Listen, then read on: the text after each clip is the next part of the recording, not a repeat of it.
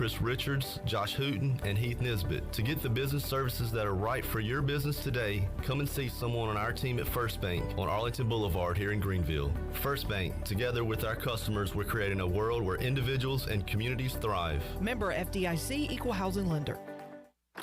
Welcome to US Cellular, where new and current customers choose any phone they want for free. Free? Even the one with 5G and lots of storage? Free. And the one with the latest everything? Free. At US Cellular, any phone you see is free, whether you're a new or current customer. US Cellular, America's locally grown wireless. Terms apply. See uscellular.com for details. This is Brandon Tate, owner and operator of Atlantic Wireless, an authorized agent for US Cellular since 1997. Visit atlanticwireless.com to find the store near you. We go beyond the call. The following is an exclusive presentation of Pirate Radio, the voice of the pirate nation.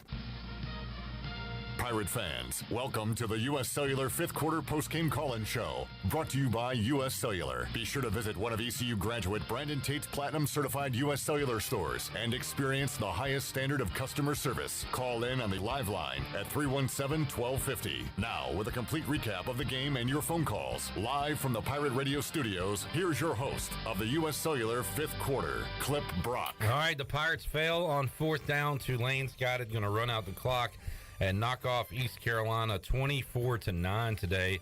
The score down in New Orleans. Huge game. Pirates, are they contenders in the AAC? If they are, they go out, win on the road at Tulane. The answer is no, they are not. They lay an egg today at Yeoman Stadium, and Billy Weaver to my left, and disappointing effort from the Pirates today. Yeah, disappointing in seeing so many mistakes with the penalties, turnovers, missed opportunities, special teams. And once we come back after the break, we'll kind of break down the point swing. I mean, there's no reason East Carolina couldn't be right in this game, or even with Tulane right now. Looks like ECU is going to use their timeouts, but it's going to be all for naught. 317-1250. We are taking your calls. We're back on the U.S. Cellular 5th Quarter Call-In Show after this.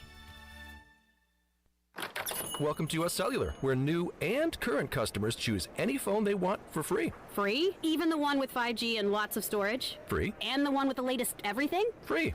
At US Cellular, any phone you see is free, whether you're a new or current customer. US Cellular, America's locally grown wireless. Terms apply. See uscellular.com for details. This is Brandon Tate, owner and operator of Atlantic Wireless, an authorized agent for US Cellular since 1997. Visit atlanticwireless.com to find the store near you. We go beyond the call.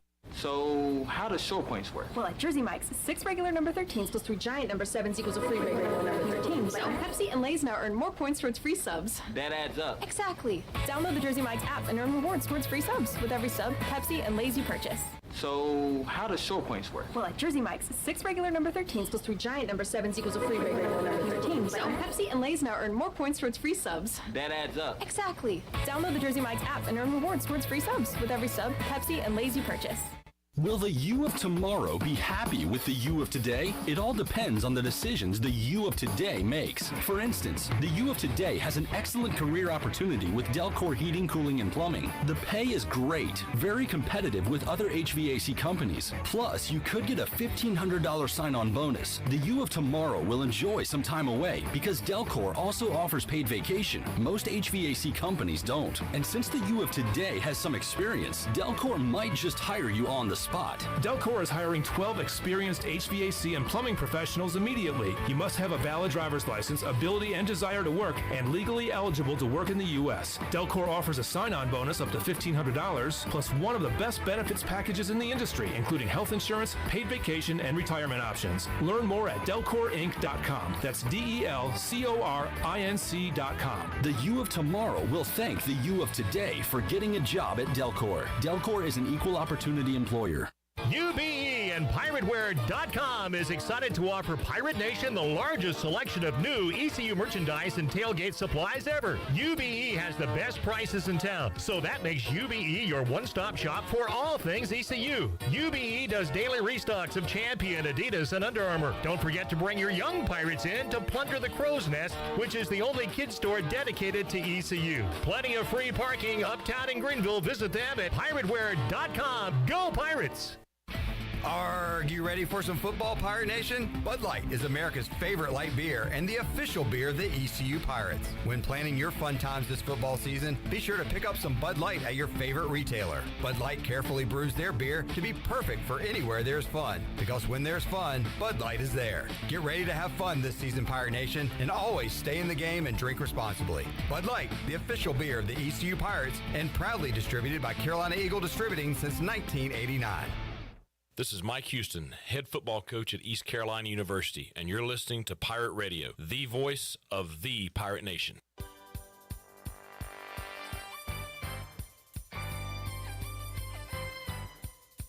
You're listening to the U.S. Cellular fifth quarter postgame call-in show. Here's Clip Brock. All right, 317-1250, the number on the U.S. Cellular fifth quarter call-in show. ECU used their timeouts and got the ball back, so they do have the ball, but they're down 2 scores with a minute left to go as they are trying to move it down the field. And, hey, if they do come back and win, we'll be live talking about it, and it'll be a miracle. And we can say we were on the air. You'll hear a lot of yelling and screaming, that's for sure. 24-9. Excitement, that is. Tulane up, no timeouts for the Pirates. As, man, just a rough performance today when they needed to have a great performance against a Tulane team, and we'll talk about it all. But we got lines locked and loaded, so we'll go ahead and get to the calls. David, Jeff, B-Pays, hang on. We'll start the program with John in Buckrow Beach. Hey, John. Number one caller, you gotta love it. What you got for us? Well, I'm gonna be cool and calm here, kind of like our offense is. First off, I think we all realize we are not going to a bowl game this year. I think everyone would agree with me on that. We have played, with the exception of NC State, which apparently is the only team we prepared for the last 11 months. We've played the weakest part of the schedule. Everybody we've got on the list is more, better than Tulane, ODU, and by all means, the Campbell University of North Carolina. If we've got a 12th-year senior quarterback, we've got the fastest running back in the world, great receivers. How come we can't score touchdowns is way beyond me. So, and I'm probably going to be the first one to say this, but, our boy Houston, everybody loves him. He's a great coach. There's only 114 D1 coaches in the country. He's got a big hat to hang that he has hung on winning his national championship at 1AA JMU. But maybe he's not cut out for a D1 coach. There's a problem here. There's a problem here. I know that, when you come out, when you replace someone like Mo, I could replace Mo. My dog could replace Mo. But, maybe we don't have what we thought we were going to have with Houston. If he's not able to see the potential on the offensive side and stick to his, I'm going to say, ego, that game plan worked in Harrisonburg. It doesn't work in Greenville, nor does it work in D1 football. All right, John, thanks for the call. Outside of that, it's a beautiful day. Lovely day, no doubt. All right, John with a lot of thoughts there. 317-1250. We'll give our thoughts at some point, but we want to get to all these callers. I know we're going to be locked and loaded for hours here tonight. So let's get to them and enjoy some Parker's Barbecue and have us a show here on the fifth quarter. B-Pays is up next in Raleigh. Hey, Pays. Hey. So I listened to that guy. He had a lot of my thoughts too. When do we have the conversation that might just be an average coach? You can have it whenever you want. Do you want to have it now? What do you mean? Well, what I'm saying is, if he is the average coach, is that good enough for East Carolina?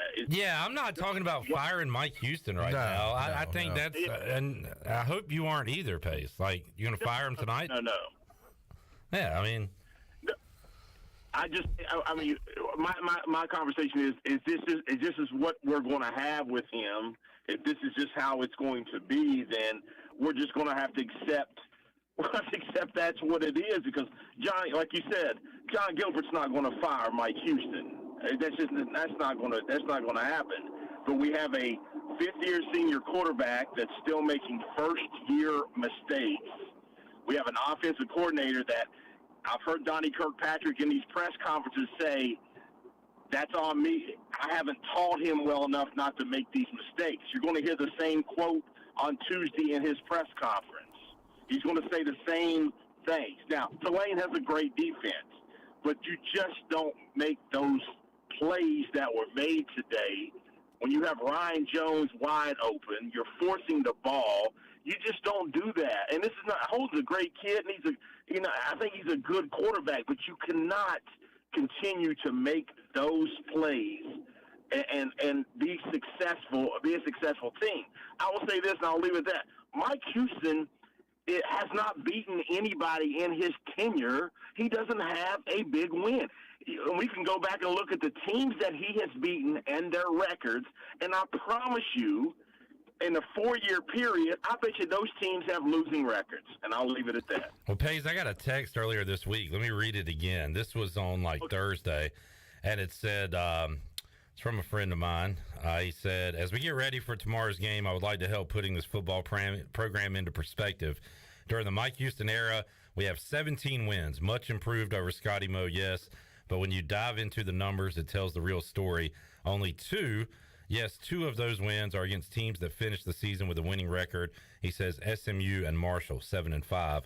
He said 8 of the remaining wins, and he says not knowing how the 3 wins end up this season, were against teams with 3 wins or less on the year.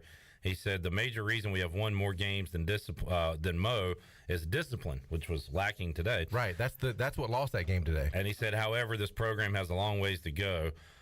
So he that kind of echoes what you were saying, that East Carolina has not, showed up against good teams and won games thus far. And it's about being. It's just about being. It's just about being. And I think Coach Houston can coach football. I don't think there's no question about that. But there's a point at where you're being too damn stubborn. If you continue to have holding issues on the kicking team, Daffer's going to be what Daffer is. You can't find kickers like that. I get it, but you continue to have issues there.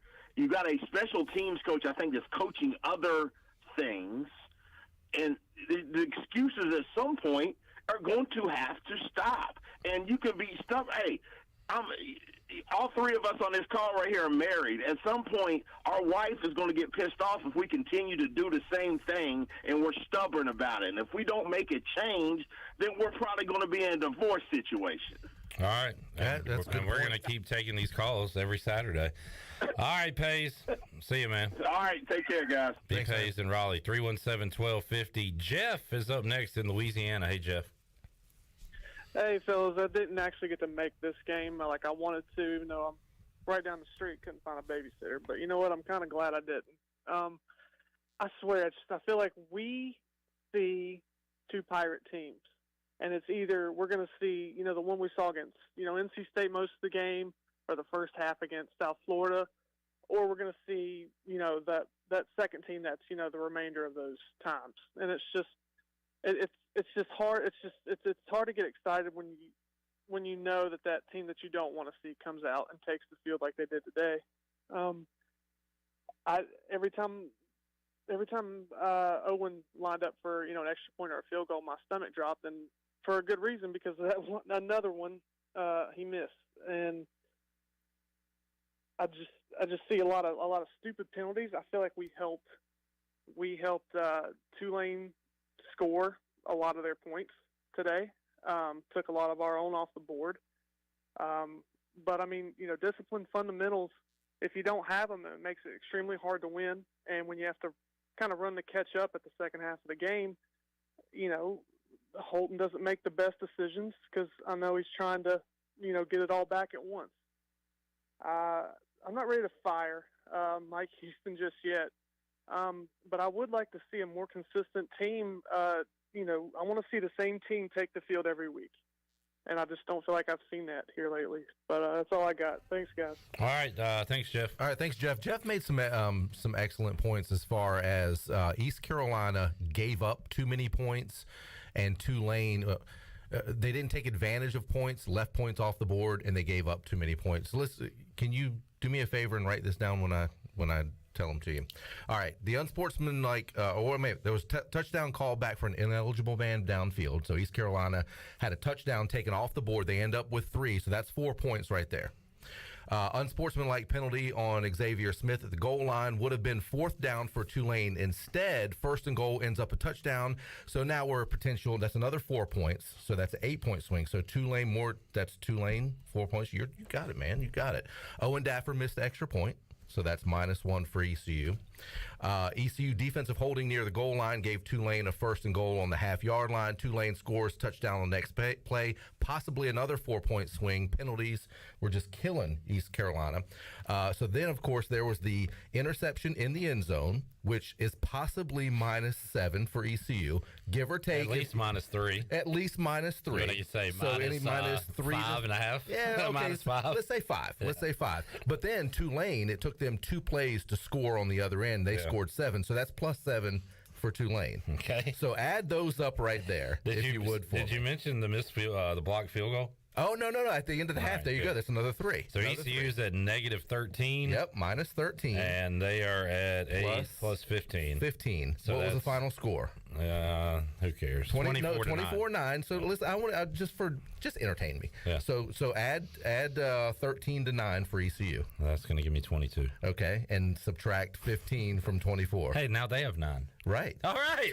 Yeah. East Carolina. If you look at my numbers, East Carolina should have won 22 to 9. Billy's numbers. Boom. This I'm has done. been Billy's numbers. Who wants to sponsor this segment? Because I like this. We just do this every game. Oh man. If anybody wants to argue with me, there's the numbers right there. The numbers don't lie. Try to sell like an accountant or something. Yeah. I even put my glasses on too. Billy's numbers. Yeah, I like that. Yeah. All right, David is up next in Greenville. Hey, David. Hello, gentlemen. How we doing tonight? All right. You know what? I'm not even mad. I'm gonna be honest. It's what's the word I'm looking for? It's disappointing for sure. But I hope people got their bingo cards ready because there's already been a lot of stuff said. That's all I know. Let's talk about the offense. How about some dumpster water? Oh man, dumpster juice. What in the world is going on there? Need to take a good look at Donnie this week and see what's going on. It's pretty evident the offense was stuck in neutral for a lot of the time. And I understand that Tulane's got a good defense, but come on now, it doesn't help. And I hope the coaches watch this air because the commentators were dead on almost the majority of the time. And it's kind of like if the commentators can see that, and I know they get paid to see that, but I guarantee a lot of us armchair quarterbacks at home are saying the exact same thing the commentators are saying. So it's just kind of deflating to watch it. I was really surprised about the defensive penalties today. I did not expect Xavier to act like that. That's kind of unbecoming of him. That's really shocking in my opinion. CJ kind of hot-headed most of the game. I know you want to stand up for your guys and all, but where was he at today? Anyways, love the show. Hope all the fans got their bingo cards ready, and I'll listen and go Pirates. Yeah, this didn't look like a Mike Houston team that had, with him at the helm for years and a fifth-year starting quarterback and a senior-laden team with all the mistakes, penalties, just one you can't do if you're Xavier Smith. That was Billy's numbers show that. So, I'm with you, man. This was uncharacteristic of a veteran football team, and Mike Houston's going to be disgusted by this one, I would think. We'll see what he says post game, but he's got to be pissed off after this performance today. And remember, I said this during the pregame show, is that in a game like this, when it's a pick'em game or one team's favored by 2 or 3, or the point, when you're when you know you're going to be in a tight game, you cannot make mistakes. You can't turn the football over, and that's exactly what East Carolina did today. They went into Tulane, made way too many mistakes, turned the ball over too many times, didn't get takeaways, and that's just a recipe for disaster. 317-1250, Kenny, Ethan, Cameron, hang on. JK, you are up next, and I'm not JKing. Thanks to Parker's Barbecue, 3 locations in Greenville to serve you. I munched on the chicken, green beans, and mac and cheese already. And, man, they hooked us up with some awesome food. Check out Parker's for your football food, family food, awesome stuff, and they ship nationwide. ParkersBBQ.com. Back with your calls. U.S. Cellular 5th quarter call-in show after this. It's bow time.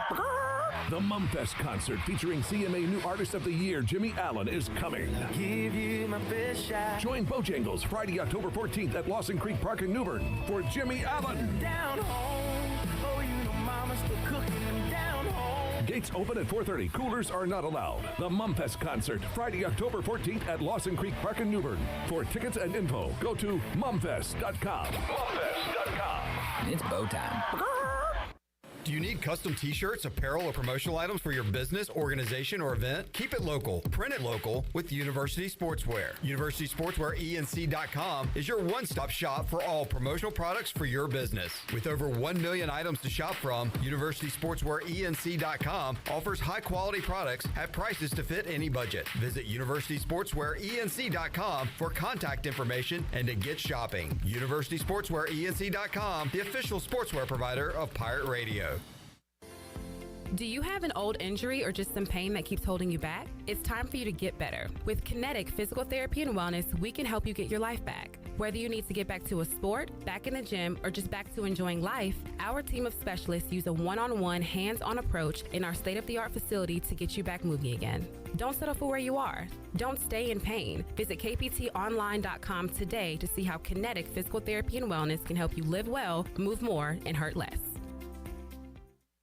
You've worked hard to make your business successful, and that's why it's really important to always have a bank that's in your corner when you need them. This is Chris Richards from First Bank, and our experienced team of local bankers includes Lee Watson, Ashley Capps, Bonner Latham, Josh Hooten, and Heath Nisbet. To get the business services that are right for your business, come and see one of our experienced team members at First Bank on Arlington Boulevard in Greenville. First Bank, together with our customers, we're creating a world where individuals and communities thrive. Member FDIC. Greenville Utilities electric customers will soon be able to receive text notifications in the event of power outages. Enrollment is automatic, so make sure GUC has your cell phone number by signing into your account at GUC.com, then update the information in your user profile. Want to talk with someone instead? Call 252-752-7166 during business hours. 252-752-7166. Update us so we can update you. Visit GUC.com for more information. Better ingredients, better pizza, better brace yourself because this right here is a Papa John's Papa Bowl. No crust, just piping hot toppings and melty cheese in an oven-baked bowl. Better ingredients, better pizza, now in a bowl, Papa John's. Hey, Pirate fans, brace yourself for the brand new Papa Bowls for only $7.99. The new Papa Bowls are an MVP move for game day or any day. Place your order online at papajohns.com and sign up for Papa Rewards. Papa John's, better ingredients, better pizza. Go Pirates! What's up? This is Bryson Worrell, and you're listening to Pirate Radio, the voice of the Pirate Nation.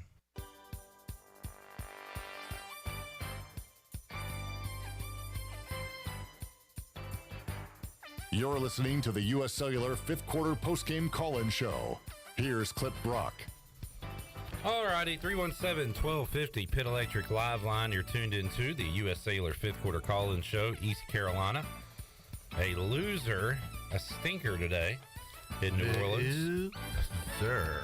24-9, the final score. All right, we got lines locked and loaded. We got Kenny, Ethan, Cameron hanging on. Let's go to JK, who is in Pinehurst. Hello, JK. What's up, Clip? How's it going? What's up? Been doing better. I just want to say awful performance. I got done playing golf right when the game started. I should have played another 18 because I wasted my time today watching that awful performance. Need to fire Donnie Kirkpatrick. It's just awful. It's been too long. We win a game, we lose a game, we look bad. and I'm about done with it. I want to give a shout out to the Elm Street tailgate crew, and go Braves. Mets suck. All right, good call, especially at the end there. Yeah, I like it. Billy wasn't paying attention. I was paying attention. The Elm Street tailgate. And then what'd he say? Oh, I missed the last part. I was reading something.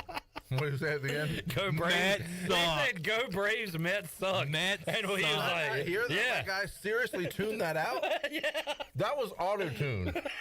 That's the real auto-tune. Do you not hear any negative Mets talk coming to your ears? No. That was weird. No. Because you heard the other part. I did. You just totally missed that part. I was reading one of the Twitters, you know, because of course I wanted to see what people are saying on Twitter. Do you though? That's yeah, 'cause that's fun. It's very entertaining. Yeah. It's a lot like this show. It's very entertaining. So yeah, I was reading that. I did hear the Elm Street thing, and I didn't hear the last part. So I guess that's just my my subconscious brain blocking it out. You don't want to hear it. I don't want to hear it. You don't want to face the reality. I know, right? All right, Cameron's up next in Greenville. Hey, Cameron. Quit. I'm disgusted, man. When this season's over, they might as well put a little title on it, called it shoulda, coulda, and woulda, because missed chances to win games, and then we lay a stinker like that today. I'm just disappointed. I'm not going to talk much about the game. I'm going to talk more about the coaching staff. The special teams coach needs to be fired. We are wasting 2 scholarships on Luke Larson, who can't hold a field goal kick and can't punt it over 35 yards. That's just a wasted scholarship on him. And another wasted scholarship on Owen Dapper. I mean, Owen Dapper's a nice kid, but come on. I mean, you can't keep missing extra points. And I know some of them are bad holes, but I mean, come on. There's time for a change, and it is what it is. But I'm just sad for our fan base. Our fan base deserves more. I mean, Tulane is 5-1, and they're playing in a stadium in a big-time game, and they can barely get 7,000 people in that high school-sized stadium. I mean, and here we are. We have one of the best fan bases in the non-Power 5, in the group of 5, and we just get inconsistent play all the time. Our fan base deserves better. It's tough to see year in and year out ever since Ruff and McNeil left. I mean, it's just brutal, guys. And, I mean, how can we not have a better program than Tulane? I know maybe historically, but, I mean, come on. It's just disheartening to see. Lastly, Holt Nailers. I'm done defending Holt Nailers, man. I can't wait till he's out of the program. You can't. You're a fifth-year quarterback. You can't make those brutal, awful mistakes. I mean, it happens every year with Holton. You know, he has one great game, another game he plays a stinker or makes a brutal mistake that costs us the game. I mean, Holton, good luck in your future career as a T-shirt salesman.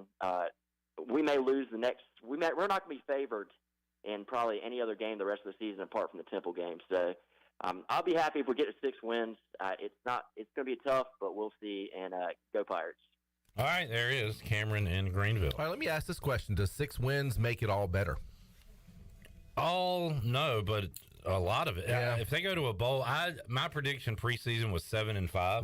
Right. 6-6, go to a bowl again. Yeah, I think you keep a little momentum going, like as far as the program goes. Yeah, I think so too. 5-6. If you don't go to a bowl this year, is a major disappointment. Right. I mean, it's such a thin line. It's such a thin line on what you and most of Pirate Nation considers a successful season.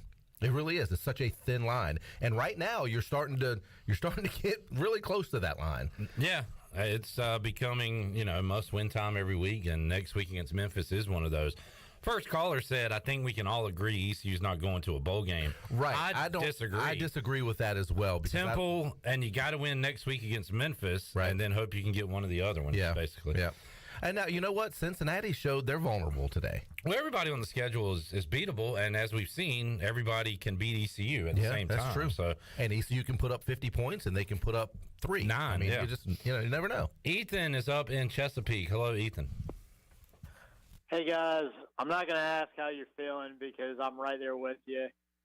So I called in last year after the Houston game, and there's a lot of parallels with this game that are just keep popping up. Like, Cameron, a couple callers ago, absolutely nailed it. Like, we need to fire Donnie. We need to fire Tim Dowse. Like, not just from the special teams aspect, but, defensive line with the pass rush. It's been, almost non-existent this entire year. So, dude's definitely not earning his paycheck. Mike Houston's going to have to make some really tough decisions this offseason because Blake Harrell's defense is producing well enough that he's going to get plucked by a cartel school in the offseason.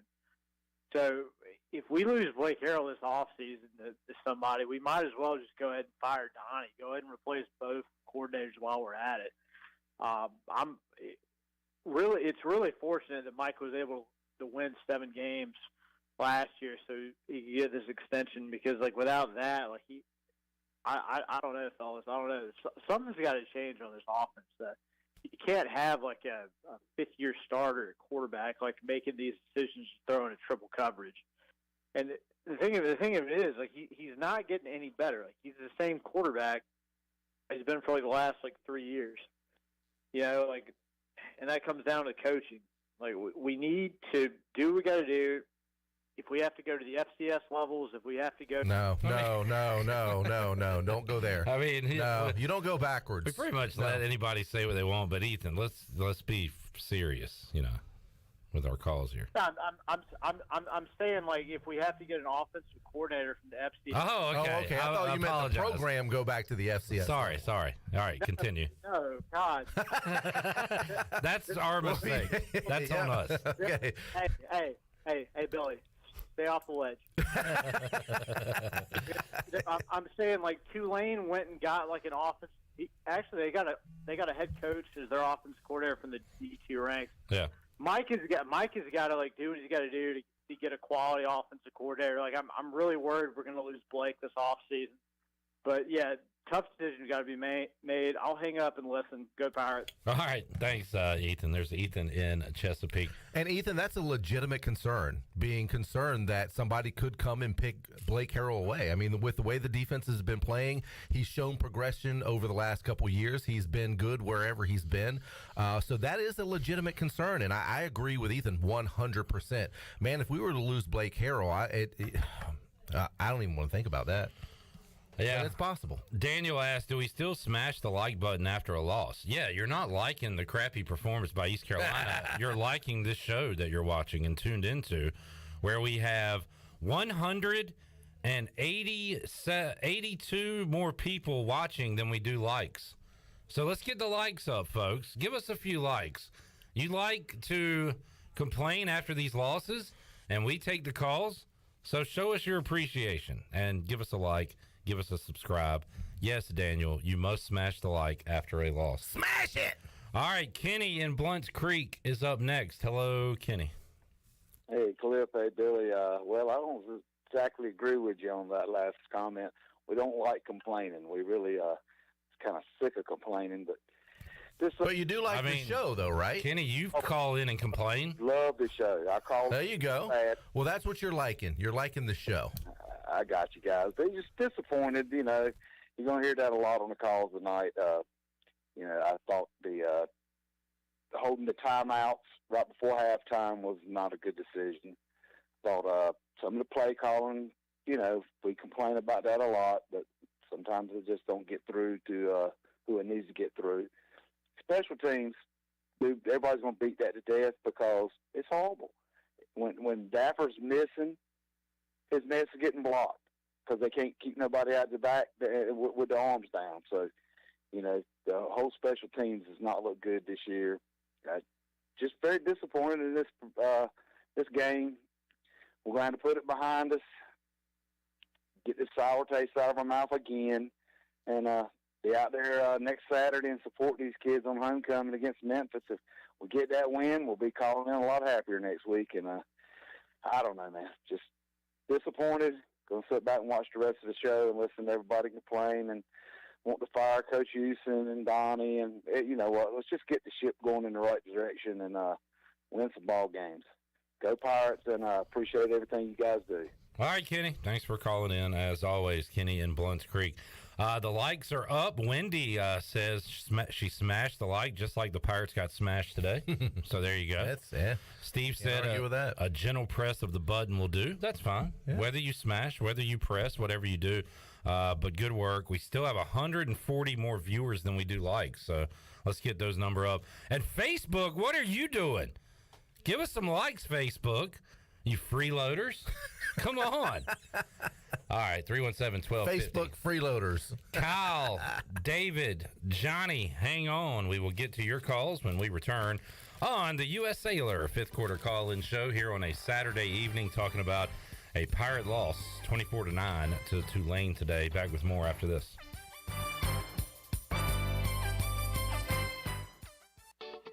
This is Holt Nailers. I've been eating at Parker's Barbecue since I was a kid.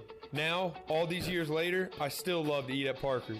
In fact, I love it so much, I bring my entire offensive line with me. They protect me, and I look out for them with great food from Parker's Barbecue. So whether you bring the team like me or just your friends and family, the awesome barbecue, chicken, and seafood at Parker's is a win every time. Parker's Barbecue, where they always treat you like family. Before you hit the road this travel season, be sure to get your tires inspected by the tire guys at Greenville Auto World. The Greenville Auto World service team sells all the top brands and economy tires if you need a new set. Need an oil change, state inspection, or AC repair? Greenville Auto World can work on any type of vehicle, and the monthly oil change special is only $29.99. Make an appointment now by calling 364-8730. For award-winning service, trust Greenville Auto World. With over 30 locations across North Carolina and southeastern Virginia, Quality Equipment is your local John Deere dealer, where you'll find everything you need for your next project. Our complete lineup of John Deere lawn and garden, agricultural, and commercial worksite equipment comes with years of experience, expertise, and dedication. We know what it takes to get it done right. Stop by today or visit us online at qualityequip.com.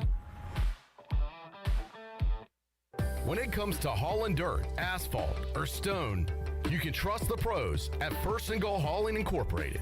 They have a fleet of dump trucks ready to get the job done. And best of all, it's owned and operated by ECU football alum Dakota Marshall. When you have a big job and you need it done right, count on First and Goal Hauling, where it's a touchdown every time. Keep up with Dakota Marshall and First and Goal Hauling by following them on Facebook today.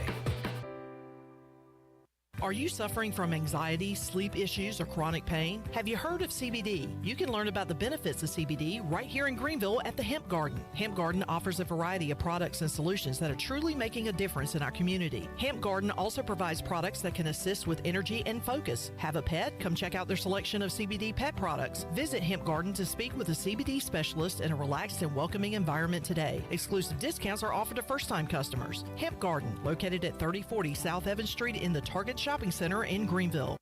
Portable, super quiet, and fuel efficient Honda EU Series generators are ideal for camping, tailgating, home backup power, and more. All feature Honda's CO Minder carbon monoxide detection system for added peace of mind. Select models include Bluetooth connectivity for wireless control with Honda's My Generator smartphone app. Go with a Honda EU Series generator. It's power you can trust. See Ron Ayers Motorsports, Highway 11, north of the airport in Greenville. Pirate me, yo ho, yo ho, it's Pirate Radio. Pirate Radio.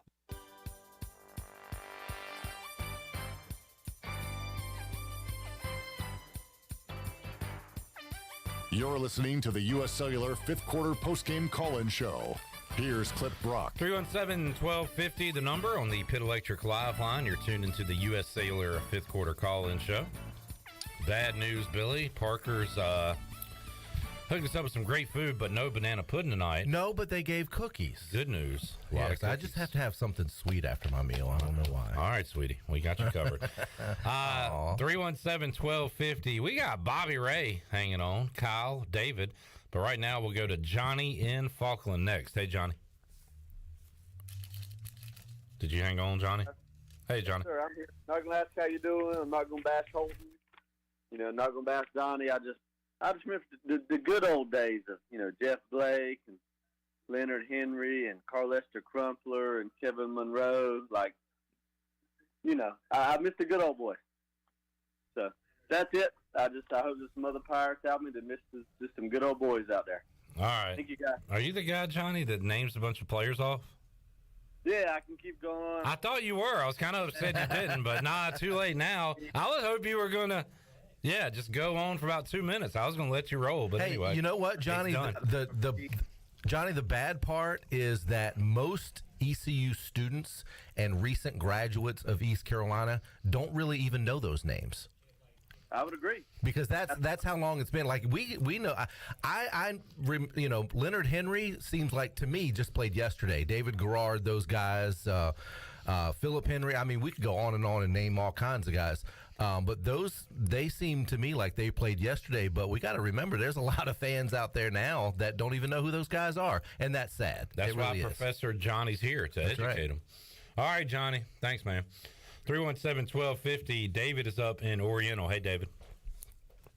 Hey, guys. How you doing? I left the Pamlico Sound today catching drums for this catastrophe of a day, so I'm in a bad mood. I might need an Atticus call to get me back up. But I have one question for y'all. I'm in the corporate world, and I have to often take my emotion out of things and look at the data. And this is a serious question, and I have loved what Coach Houston has done since he's gotten there. But I have a real question for you that I'd like you guys to answer. What team have we beaten in the last 3 years in the FBS that finished the season with a winning record? Well, I'm glad you asked that because I just mentioned that earlier in the show. Yep. According to a text I received this week as to why one of my friends was taking Tulane minus the 3 points this week was because East Carolina had beaten two teams that finished the season with a winning record since Mike Houston's been here, and those teams were Marshall at 7-5, and the other was SMU 7-5. So he says two of the Mike Houston wins so far have come against teams with winning records at the end of the year. And I would say the biggest win of those was that Marshall win, because if you remember, they had to come back to win that one at the last second, and it was a kind of a miraculous comeback in that game. Well, I don't know what the problem is, because I do believe in Coach Houston, but we've gone backwards, and I was going to start rattling off the names because I do remember all the names, but my daughters went to ECU and they've never seen a winning program. I'll leave you at that. Go Pirates. Thanks, David. Appreciate the call, man. You can suffer with us. That's what we're here for on nights like tonight. Nights like last week, we were here to celebrate. Right. Nights like tonight, we are here to talk about what went wrong. Well, I think that's the frustrating part for most fans too, is the roller coaster ride. You're, living on such a high one week and then the lowest of the lows the next week. It doesn't seem like there's a middle ground. A couple of callers had said they wanted consistency with the offense in this program. They want to know what they're getting from week to week, and that's the thing. You just never know what you're going to get week from week with this ECU team. 317-1250. Kyle in LaGrange is up. What's up, Kyle? What's going on, Clip? Billy, I heard the commercial for the hemp garden earlier. You got something to fill in the Delta 8? I need something. Maybe Delta 8, Delta 9. I don't know. Delta 12, Delta 24. Well, something. That hike. Delta. Yeah. Guys, a few things. First, Tulane's really good. Their defense is really good. You don't go on the road and beat Kansas State, hold them 10 points because you suck at defense. I don't know how Southern Miss beat them. In fact, if you go look at the stats of that game, Tulane outgained Southern Miss significantly and really didn't have many turnovers. So I really don't know how USF beat them. I know there's some connections between the coaching staff, so that might have had something to do with it. But still, Tulane's a good football team on defense. It still doesn't excuse our horrible special teams play. People want to talk about Fire Donnie. Fire special teams coordinator. It's a friggin' nightmare. It doesn't make any sense. Also, I'm not sure. Has anybody actually checked to see if when we have the ball on offense, does Mike Houston physically know how to call a timeout? Has anybody checked? Like, does he know how to do the little thing with his hand? Where you take your hand and you point it up and you drop your hand across your fingers. I don't know if he knows how to, when we're on offense, physically call a timeout. He might need to be coached to do that. I don't know. Somebody could probably help him with that because his clock management's god-awful. That's one thing he's not good at. I'm a Mike Houston fan, and I'm still behind him. But and there's no shame in losing to Tulane. It's just the way we lost. I thought we played horrible. I'm not a must-win type guy, but look, if you look at this schedule coming up with Tulane, who was just outside the top 25, we got Memphis coming up. They're no slouch. We got UCF after that. They're playing really good right now. And then you got BYU and Cincinnati, two top 25 teams. This 5-game stretch is brutal, starting with Tulane tonight. I hate to call Memphis a must-win situation, but we're a 500 football team. We got Memphis for homecoming, 7:30 p.m. prime time, ESPNU. We got to find a way to beat Memphis next week and get to 4-3. If we're 3-4, we're going to struggle to make a bowl game. Screw a conference championship game. We're going to be struggling to get to 6-6, and that's just a fact. We better find a way to beat Memphis next week. Pirate Nation needs to rally. I like the matchup better, more traditional. I think we can get to their quarterback, and I think we'll be able to score on them. But that's what we got to do. Screw this game. It's in the past. We better find a way to beat Memphis, or we might be sitting at home again this December, and not because of COVID. And that's all I got. Go Pirates. All right, Kyle. Hope you're doing all right, man. There's Kyle in LaGrange. I agree with Kyle. I was stunned that we went into halftime with 2 timeouts in our pocket. Yeah. Even the announcers had well, I mean, why, though? How many times have we seen this from Mike Houston?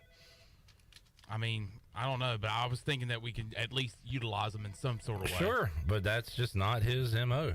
I mean, it's just, I don't know. Well, there's a couple things that Kyle said.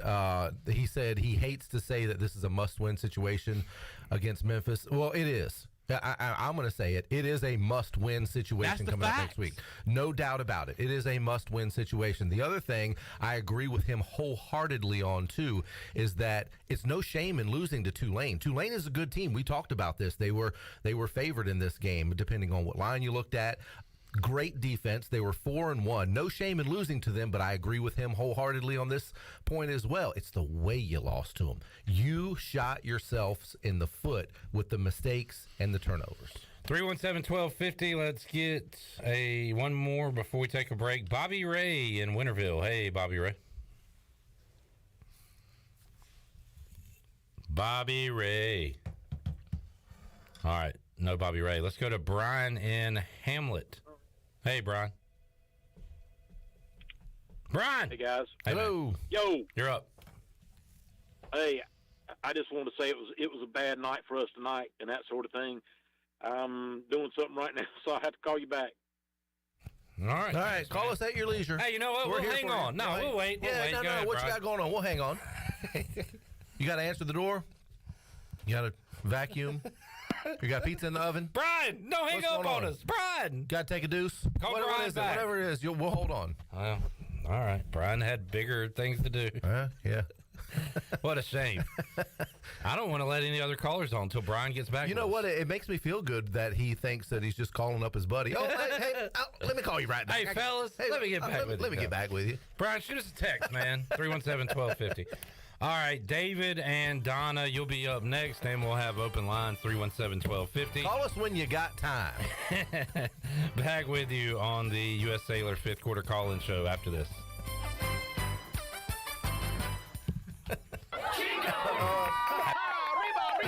Chico's Mexican Restaurant is where the fiesta never ends. Grab your amigos and head to Chico's every Wednesday for shrimp tacos for only $9.99. Plus Wednesdays means all Mexican imports for just $2.99. Thursdays, enjoy your favorite beef, chicken, or vegetable fajitas for only $9.99. For Mexican food and fun, it's got to be Chico's Mexican Restaurant in downtown Greenville and online at chicosrestaurant.com. Chico's, where the fiesta never ends. This is Dr. Hasty from Orthopedics East and Sports Medicine Center. Our practice has been caring for the athletes at ECU and the residents of Eastern North Carolina for more than 35 years. Whether it's treatment for your sports injury or it's time for that joint replacement, Orthopedics East provides the latest in operative and non-operative orthopedic care. We also offer on-site physical therapy and MRI services, as well as a walk-in urgent care on the weekends from 10 a.m. to 2 p.m. Call us at 757-BONE or visit us online at orthoeast.com. Go Pirates. Hey Pirate Nation, Lindsey Gray here with Carolina Caliber. In 1960, my granddaddy started his firearm business right here in Eastern NC. Still family owned and operated, we have the area's largest selection for outdoor shooting sports and accessories and are one of the nation's top firearm dealers. At Carolina Caliber, we have everything you need from hunting, home defense, and personal protection, including a wide variety for ladies and youth. We buy, sell, and trade. It's a time-honored tradition. Visit us at Carolina Caliber on Fire Tower Road in Winterville. Beauty Bar Medispa wants to know if you are ready to fall into beauty. October 7th through the 14th. All services and products will be on sale. Botox, filler, painless laser hair removal, facials, RF microneedling, rejuvenating laser treatments to treat brown spots, wrinkles, texture, veins, and skin tightening. And now, the only facility in the area to offer non-surgical under-eye fat pad treatments. BeautyBarMedispa.com, Red Banks Road, Greenville. Go Pirates! Here today with Jeff Stein from Brown & Wood. Jeff, how's the service department? Service is going great. Like I told you before, 2022 is a year of the customer. We've been voted #1 dealership in Greenville for 3 years in a row, and there's a reason why. For service, we still offer free pickup and drop-off, so we're trying to make it super convenient for the customer. And right now, our customers are repairing their vehicles more than ever. How can people make a service appointment? They can go to brownwood.net or dial 355-6080. Christie's Europub is the perfect place to relax, grab a bite, and enjoy a drink. Located in the heart of Greenville and just a few blocks from ECU's campus, Christie's offers lunch, dinner, and late night with live music every Sunday. Come and have brunch Monday through Friday from 11 to 3 or Saturday and Sunday from 11 to 4. Scratch cooking takes time, so relax and enjoy a pint at Christie's Europub today. For the latest information, check them out on Facebook, Twitter, and Instagram, or visit them online at christieseuropub.com. Pirate Radio. Being a part of the program, being a student athlete at ECU, they are going to be very much in the spotlight. The voice of the Pirate Nation.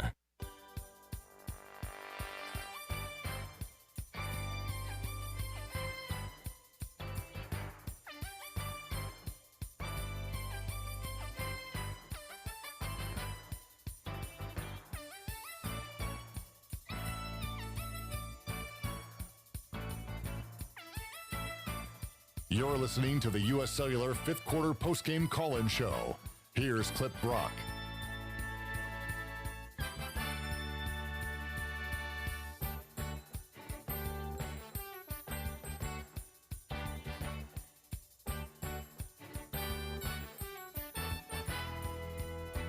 Hello, hello. There we go. We're back. And we're back. See, that's what happens when you're not in the studio.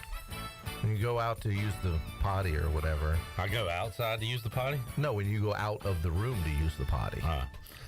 Welcome back to the party. Clip Rock here. I don't know which dial to turn off. Shirley Rhodes, Chandler Honeycutt.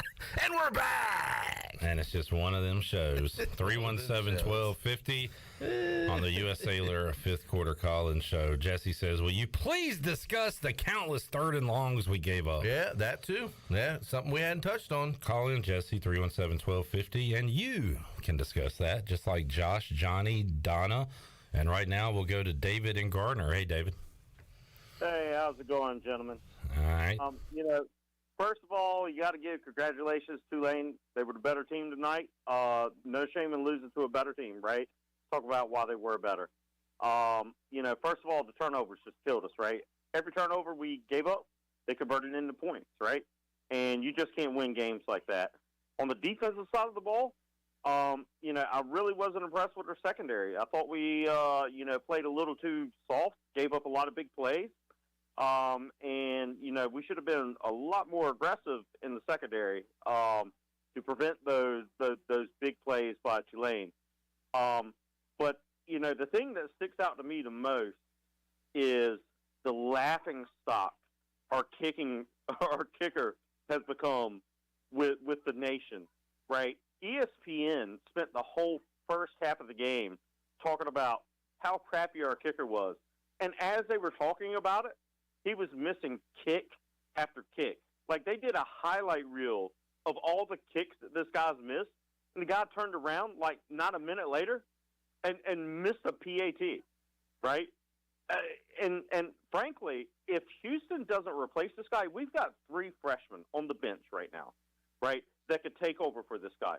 If Houston can't sit Dapper and pick up one of those other freshmen, Houston needs to go back to high school football because clearly he's not ready for big boy football. He can't make the tough decision, right? We should be, 5-1? Just like ESPN pointed out, right? We've lost all our games up to now because of the kicker, right? But again, it wasn't his fault tonight. but he missed a lot of doozies. And the fact that ESPN spent half the game talking about just how sorry our kicking program is should be a wake-up call to Houston to do something about it. If he can't do it, then maybe he should be replaced for somebody that can.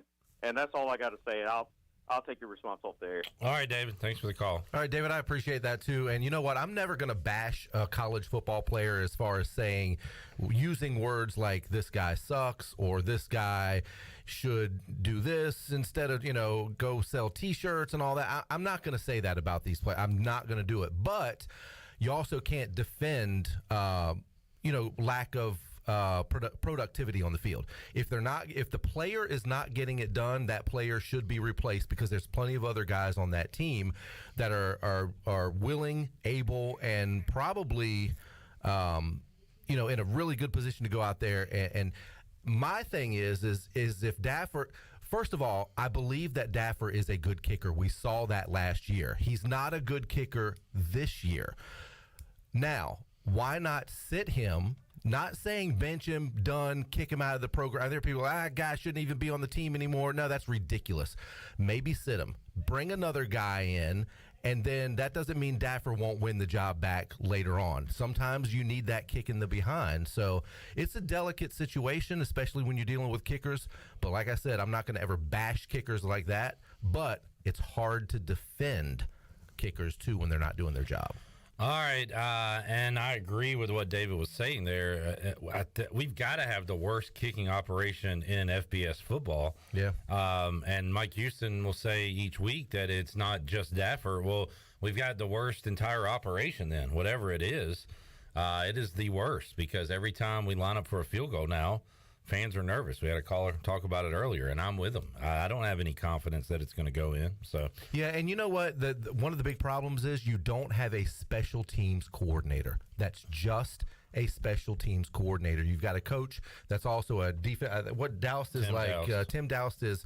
He's the special teams coordinator. He's also either D-ends and D-line. Exactly. I think he's got 3 different titles. Let me tell you something. And Chandler, you know this as a specialist too. How much time in practice do coaches spend with specialists if they're not specifically a special teams coach? Well, I actually saw somebody watching the game today at a restaurant and said, "Well, we have a special teams coach. What's he doing with it?" And I'm like you, Billy. I don't think they're paying too much attention of how a holder holds the ball or how the kicker kicks the ball. Well, especially when they have. If that's the case, then we have terrible coaches. That's ridiculous. Well, and that's the facts. But when you have a coach that has other responsibilities other than a special teams coach, they're not seeing what's happening. The last thing they're thinking about is how a holder holds the ball. Yeah. I'm telling you, that's how it is. It is. It can't be. Mike Houston has talked about this. State has a tight end special teams coordinator. We're not the only school in the country that has a split coach. Nobody said that we weren't the only team in the country. Most teams, because you've only got 10 assistant coaches. So you think the problem is they're just not even worried, like practicing and worried about it? No, nobody said that. Come on, Clip. No, that's they're not not what we're paying saying. as much of attention as they should be because their first priorities are their positions. And let me tell you what, special teams is all the way down at the bottom of the list. It is. Always has been. Problem, but when it becomes a problem, you've got to when move they're practicing. When it becomes a problem, it became a problem week 1. Right, when they're practicing up on the priority list, that's kickers what I'm and holders about. and snappers are over there doing their thing. Do you think Tim Douse is over there eyeing them down? I think after 6 straight weeks of this, then yeah, they've been trying to figure it out. He needs to be over there saying something, but he's not. But prior, no. All right. When he has other responsibilities? Well, that is shocking news that ECU coaches don't care about what's happening with special teams. They're not even worried about it. Nobody said they didn't care. Well, they need to get on it quick. They don't care enough. What I'm saying now is they need to get on it quick. They don't care enough. There is a priority list. All right. And let me tell you what. As specialists, as former specialists, we know the specialists are not top priority until it becomes a problem. Then... it's a problem, Billy. Late. That's right, and it's a problem. Moved up on the priority list. The specialist should be moved up on the priority list. 317-1250. Donna is up in Virginia Beach. Hey, Donna. Hey, I'm coming off of a heated discussion. How are you guys doing? Heated. I'm sweating over here. Rightly so. I mean, we didn't do the best tonight. Still a Pirate fan, grew up a Pirate fan, but still there was a lot of mistakes done tonight. I don't think it's all, I've heard a lot of bad things about Owen, not just this game, but this whole year so far. Some of it's his fault. Yeah, he probably should have done a little bit better, but at the same time, it's the whole special team like you guys were just addressing. But yeah, so I just wanted to see how you guys were feeling. Kind of got that off of the last call when we were going in on special teams. But I did make a comment earlier that I'd kind of like to retract. I made a comment on Facebook where I said that Holton at this point could clap his hands, turn around, and throw the ball over his head like it's a bouquet at a wedding that a bride's throwing, except that if he was a bride and throwing her bouquet, at least somebody would catch it. Anyway, love you guys. Have a good night. All right, Donna's shot across the bow. Donna's got jokes on a Saturday night. 317-1250, Johnny D is in Wilmington. Hey, Johnny D. Cliff, Billy, man, come on guys. Y'all giving me type 2 diabetes watching y'all eat on the set. What do you want us to do, man? Let us do something entertaining. We have to have some joy in our life. Cliff, why you let your other commander buddy beside you wear a New York Mets? I tell you, you want to talk NFL? Let's talk about the Broncos, Johnny. Let's talk NFL. That's what we looked like tonight. Our quarterback looked like Russell Wilson.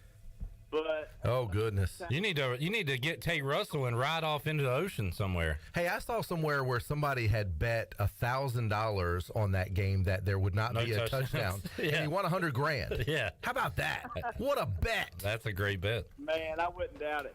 Look, man, I live down here in Wilmington. I was the first guy to call in after the state game. I was frustrated about the kicking in the state game, but I didn't call anybody out. We don't do that on Pirate Radio.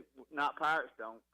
But anyway, he's a Wilmington kid, man. He was a great field goal kicker at New Hanover.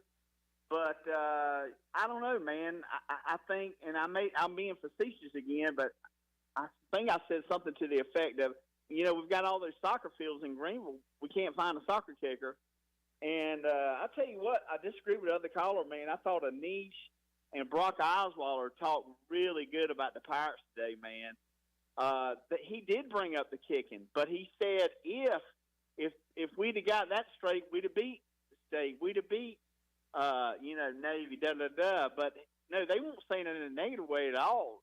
Anish and Brock talked great about East Carolina today, and they have all year. But anyway, I feel bad for him, but I agree we got to start looking at other options on special teams. But one of those kicks today, in his defense, got blocked, and that's because the guy on the line didn't block his guy. So anyway, Pirate Radio rocks. It's therapeutic, and give my girl Shirley Ray's clip. All right. Well, I don't control those things, Johnny, but I'll echo that statement. Thank you, Johnny. Good to hear from you in Wilmington. 317-1250. That opens up a line if you want to jump in. Josh is in Columbia, South Carolina. Hey, Josh. Hey, guys. How's it going? What's up? Hey, Josh. I don't want to add to a more brutal show than this has already been, but I have, two legitimate questions, or what I think would be legitimate questions. But I guess the first one is, overall, I mean, you can blame Tim Dowse for defensive ends and the kicking game and all that or whatever, but ultimately it all kind of falls back on Coach Houston, and I've been a big fan of his.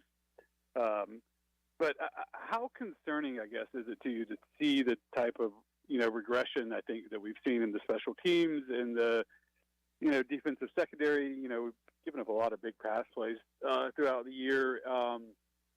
And then I guess secondly too, with as far as Donnie Kilpatrick, you guys have your finger a little bit more on the pulse. You guys cover these guys every day, and it's just weird. Sometimes our offense it clicks so well, and we seem to be able to do what we have whatever we want. And then other times, like the Navy game, and the second half of this game, we're just, I don't know. It's like we're sleepwalking. We can't do anything, or we just kind of repeat the same thing over and over again. And I guess what I'm asking is, if it continues down this path of just, you guys knowing Coach Houston, the program, what are the kind of realistic odds that some of this is going to have to be addressed at the end of the season with coaching changes? Or if they don't go to a bowl game and it continues to go up and down with the majority of down, then there is a 95% chance that there's a 100% chance it's addressed. Yeah.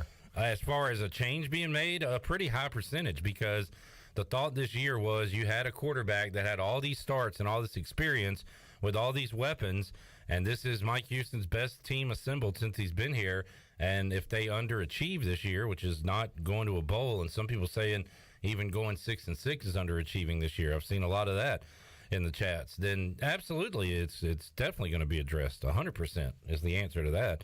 As far as week to week, well, Todd Graffinini, former voice of Tulane, keeps texting me. He's listening to the show. He said, our defense is just that good. ECU fans can't accept it. I don't know about that, but one of the reasons is we play a good defense today, and we didn't last week or against Campbell. So, I mean, the matchups matter as well. But you would think this far into Holton's tenure, Donnie, Mike Houston, we've all been together this entire time. They could go out and put up some points on anybody at this point. They should be able to. They are clearly not. They didn't against Navy.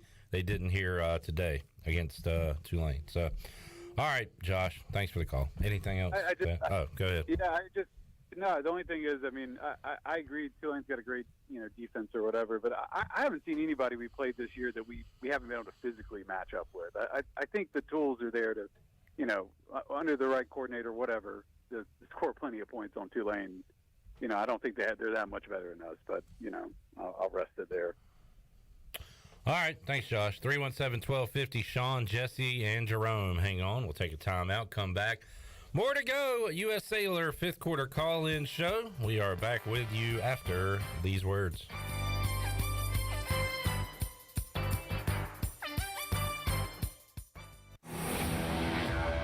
The best burgers around. Everyone loves a thick, juicy, and fresh burger. Tiebreakers in Greenville, plus the all-new Tiebreakers in Winterville, do real burgers better than anybody. So don't just go to any burger-themed restaurant chain. It's time to break the chain and eat local. Tiebreakers, real burgers at its best. Everybody loves burgers.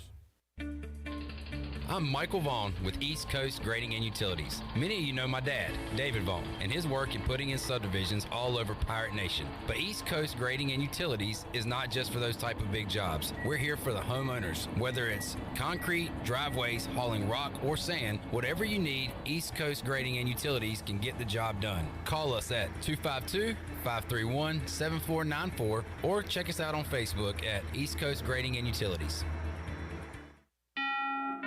Buying a home? Then you've got a lot on your mind. Now rising rates? It's a lot. This is Timothy Sawyer, your local Rocket Mortgage professional right here in Greenville, North Carolina. With Rocket, you have an advantage. You can lock your rate for 90 days while you search for a home. If rates rise, yours is safe. But if they fall within the first 3 years of buying, you can refinance to a lower rate with exclusive savings. Take the Rocket advantage of calling me, Timothy Sawyer, at 493-0002 today.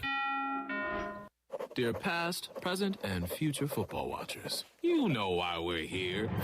The football season is back! Woo! That means those pregame barbecues with an ice-cold Pepsi? Totally back. Your perfectly placed football watching corner seat back and comfy as ever. 18 Sundays of touchdown scoring, Hail Mary throwing, ice-cold Pepsi flowing football action. You better believe it's back. And since that's too amazing to miss a single second's worth, Pepsi is officially giving you permission to always put football first. And when we say always, we mean always. Like when your lawn is looking less like a lawn and more like a jungle. If the game's on, then the lawnmower ain't. And those gutters you haven't cleaned, today is not their day. Or maybe those in-laws are back in town. Well, better hope they're football fans because your Sunday is completely booked. Long story short, crack open a Pepsi and don't let anything get between you and your football watching. With love, Pepsi, made for football watching. That's what I like. Do you ever talk to yourself about where to eat today and then you hear, boring? Warren's Hot Dogs. Then you're thinking, yeah, 2 hot dogs, chips, and a drink for only $6.25 would be awesome. Warren's Hot Dogs. And maybe some homemade lemonade, perhaps a pizza or a sub, and definitely an apple or peach turnover. Warren's Hot Dogs. Don't overthink where to eat today. Go to Warren's Hot Dogs in Greenville across from Ron Ayers or in Chocowinity next to the fire station. Warren's Hot Dogs, serving the Pirate Nation since 1991. Go Pirates! This is Keaton Mitchell, and you're listening to Pirate Radio, the voice of the Pirate Nation. You're listening to the U.S. Cellular fifth quarter postgame call-in show. Here's Clip Brock. I have a case on my phone, Daniel. 317-1250. What, did I miss something? No, I'm just having personal conversations with YouTube chatters. I didn't know if you were having a personal conversation with your imaginary friend Daniel or something. Daniel, you sit over there.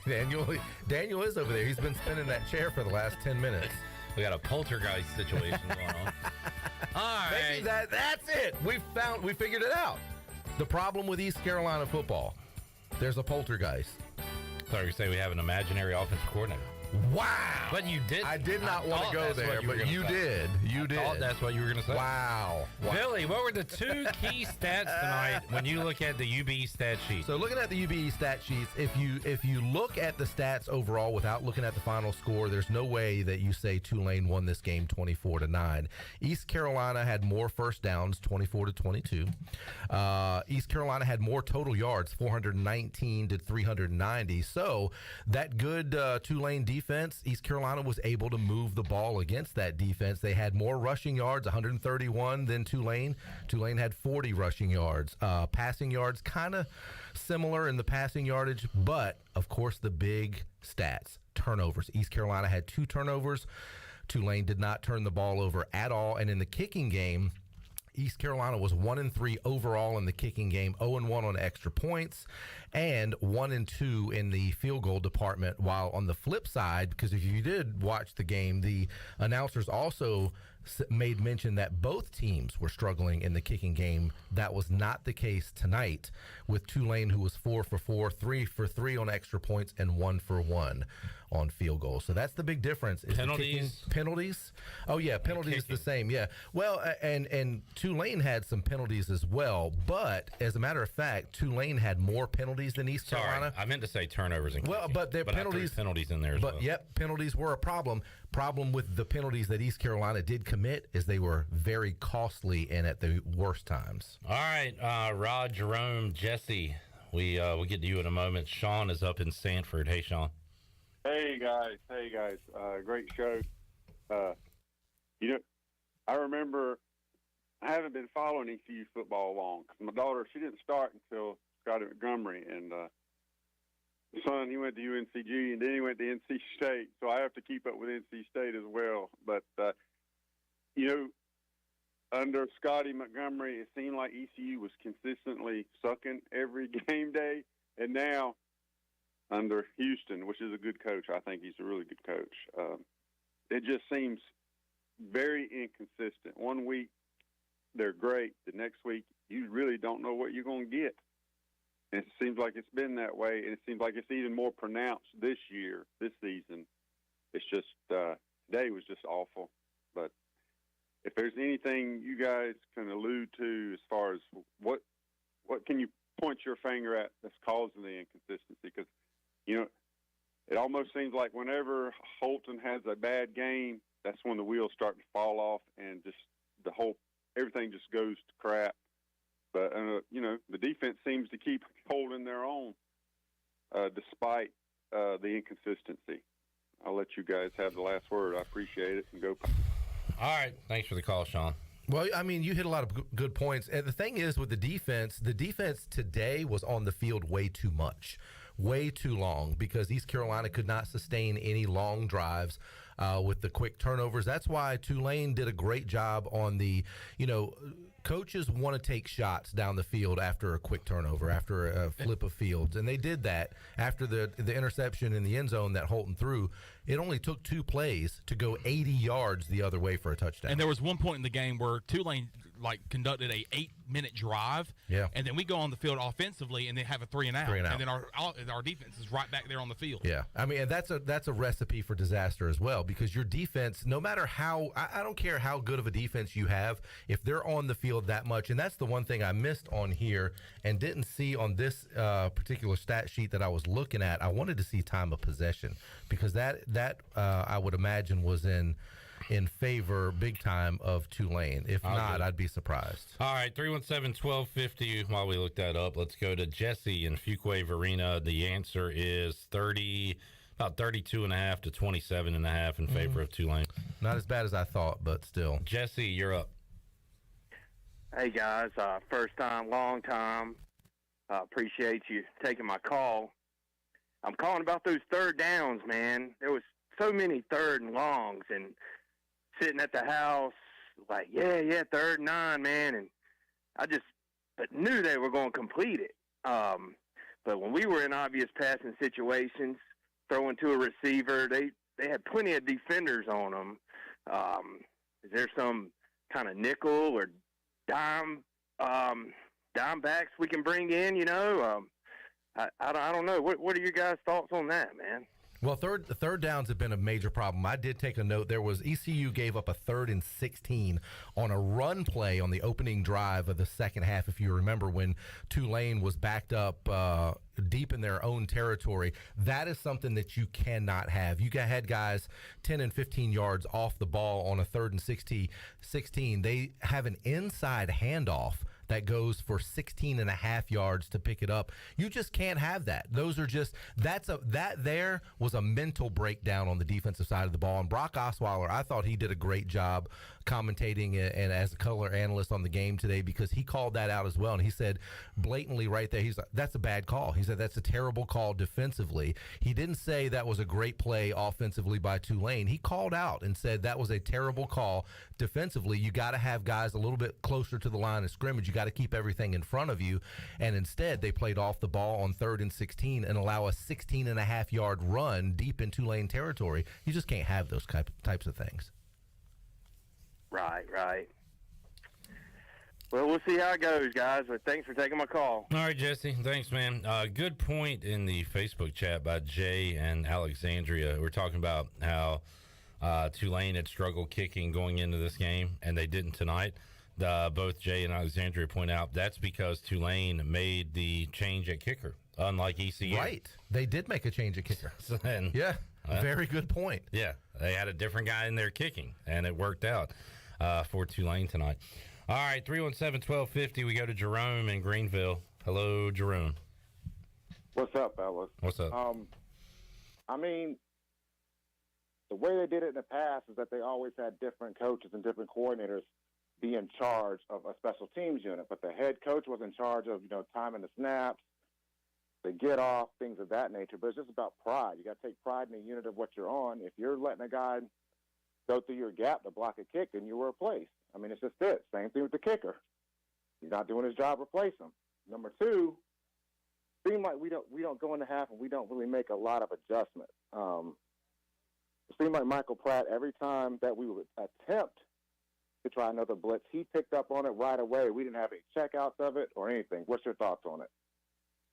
Well, I think they did a good job of getting to Michael Pratt for a few times. If I'm not correct, if I'm not mistaken, I think they had 5 sacks total. At one point, at one point, I know they had the second half. Then, yeah. So I mean, they had a bunch of sacks. They got to him, and so I think as far as getting to Pratt, I don't think that was a problem. I think the third down situations were the bigger problems.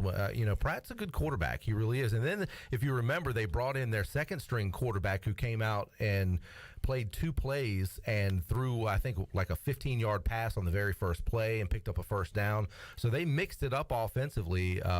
Tulane did as well. So, the thing is I don't blame the defense. When you give up 24 points and you're on the field that long, you feel like you should have a chance to win. The offense just dropped the ball once again. I mean, that's just the bottom line. All right, Jerome, appreciate it. 317-1250. We go to Rod in Wilmington next. Hey, Rod. Hey, guys. Enjoying the show as usual.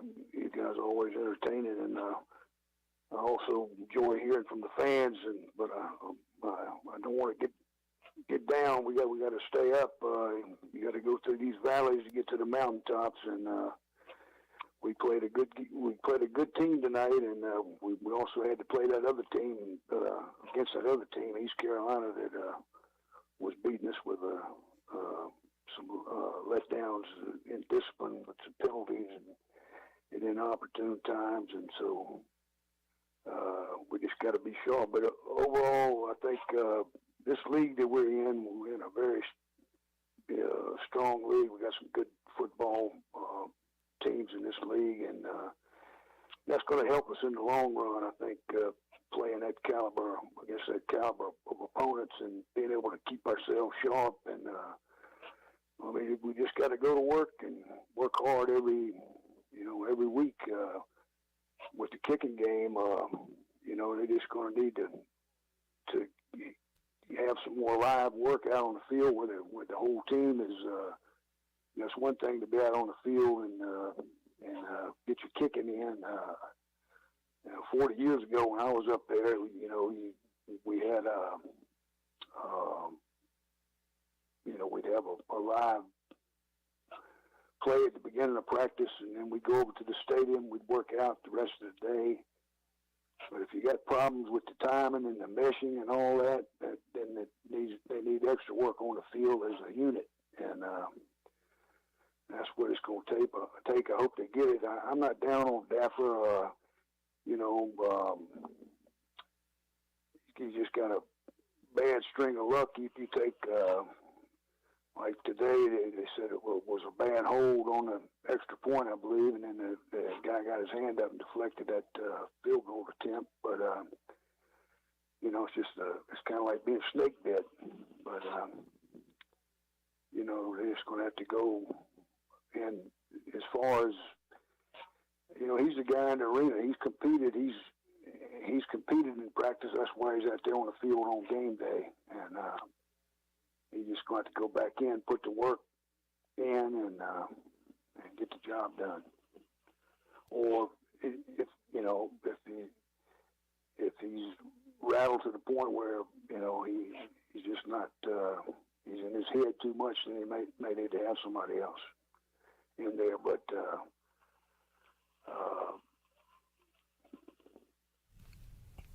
anyway. All right, Rod. Well, thanks for the call, man. Good to hear from you. Now, I agree with Rod too that you've got to go in with live bullets in practice. I'm not at practice every day. I don't know how they go about practice, but guys can kick into a net on the side all they want to, and they can snappers, holders, and kickers can do their thing but until you get everybody out there and you're making sure you're going live every day, it's not going to make a difference. But like I said, I don't know what they do out in practice, so I can't say whether they do or do not do that. I feel like I watched a episode of Gunsmoke. Yeah, that was our buddy Rod, the cowboy. The old cowboy. It's like Gunsmoke. John says, Clip, can you talk about quarterback depth of the Pirates? Yeah, Holden Ahlers is the starter, Mason Garcia is the backup, and then you got Alex Flynn and Ron Stubblefield behind that. So there you go. Asked and answered. Drew, Jack, Binky, and Jay. Binky? All right. 317-1250. We'll take a timeout. Jack, Jay, Drew, and Binky are coming up when we return on the U.S. Cellular fifth quarter call-in show after this.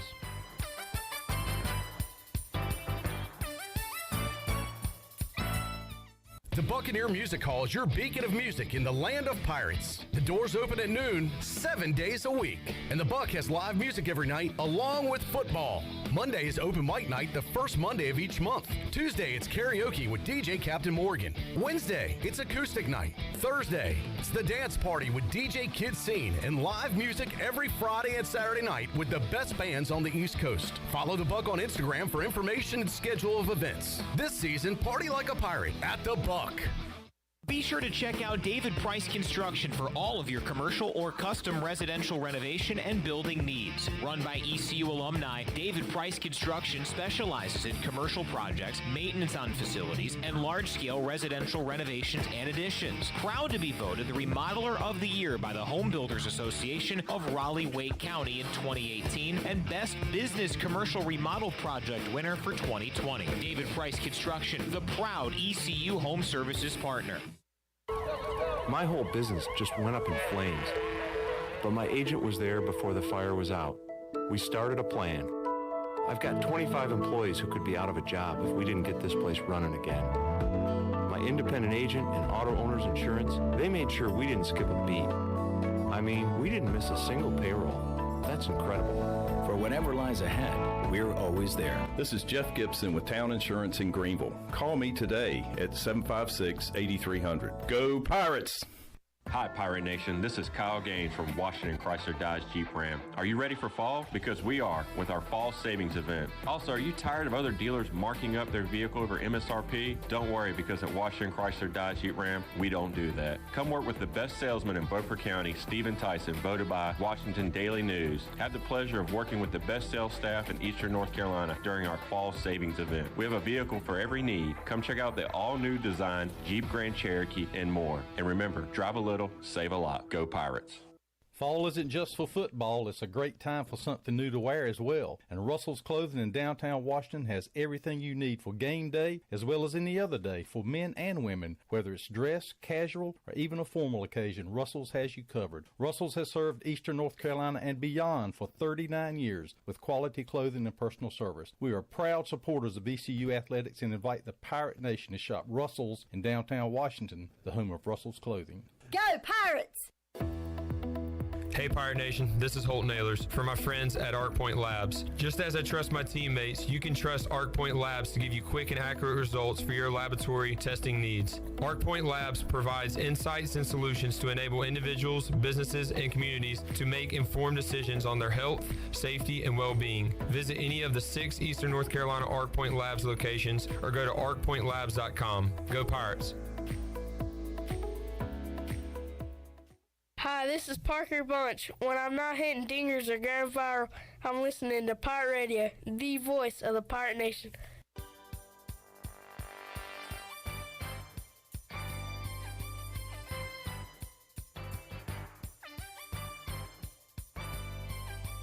You're listening to the U.S. Cellular 5th Quarter Postgame Call-In Show. Here's Clip Brock.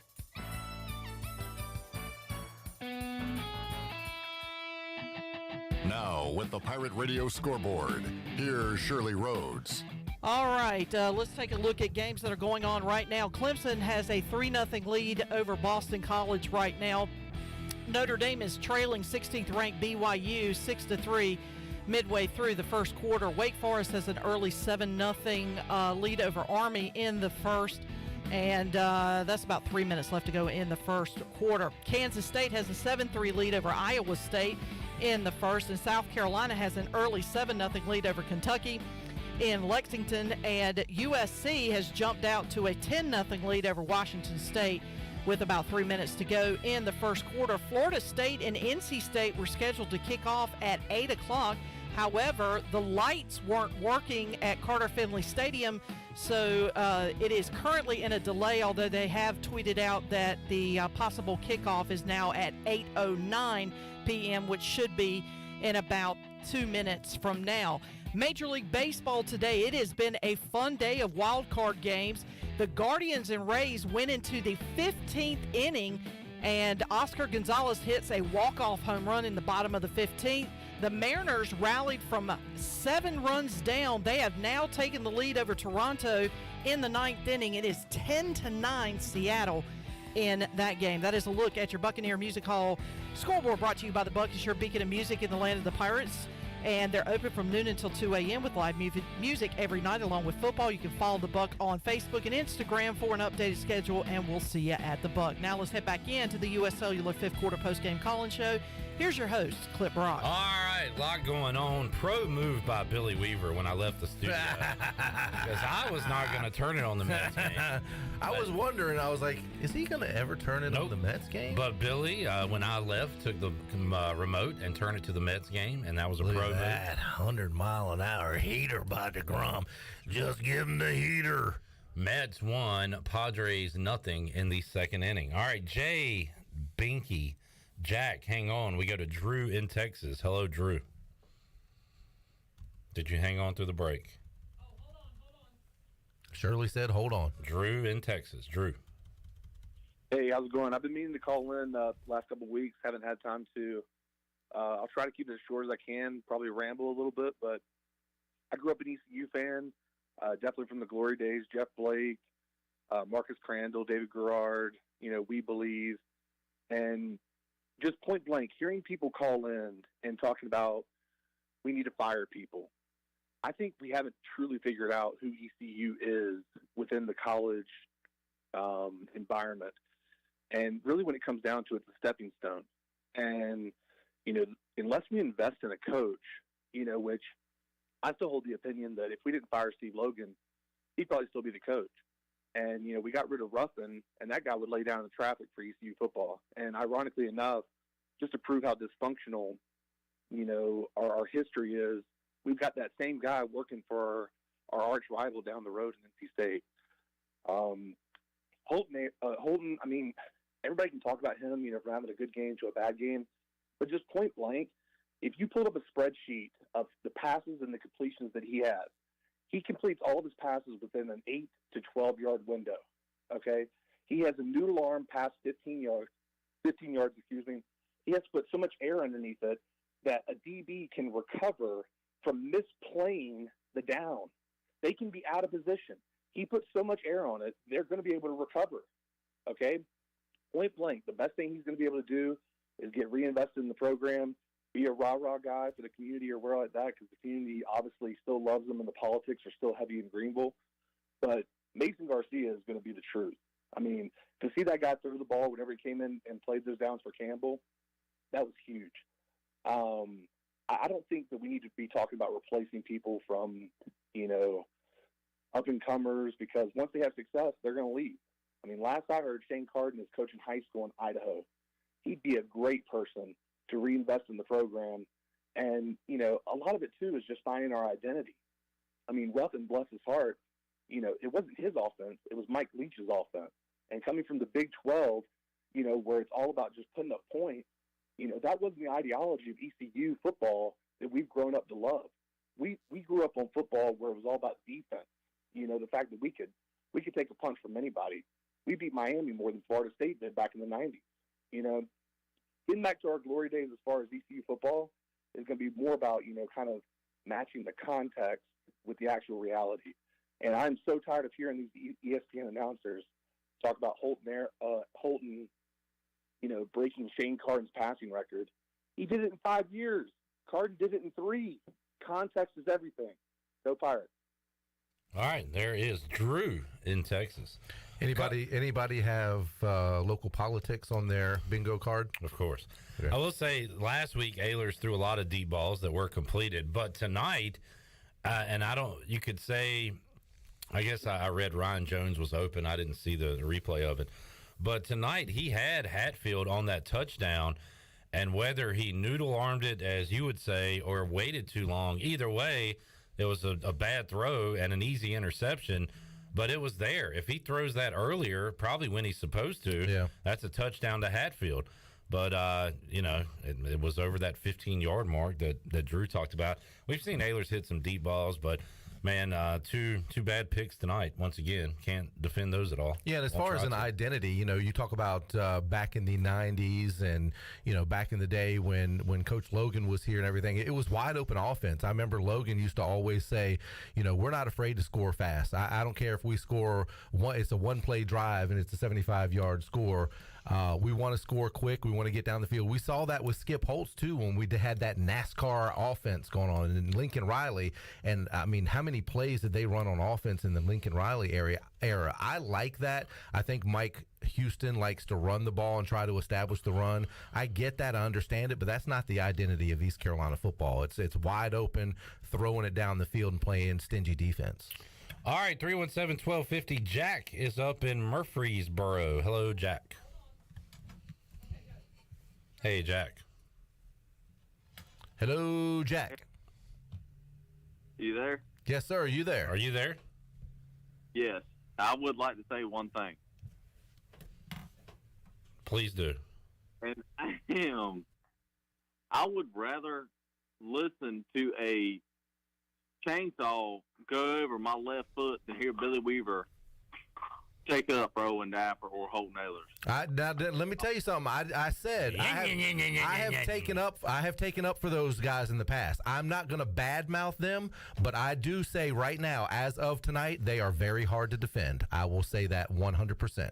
It's hard to defend those guys right now because they're not playing well. I just don't like to bash college players and say what some of the callers will say and say that they suck and say that they've got.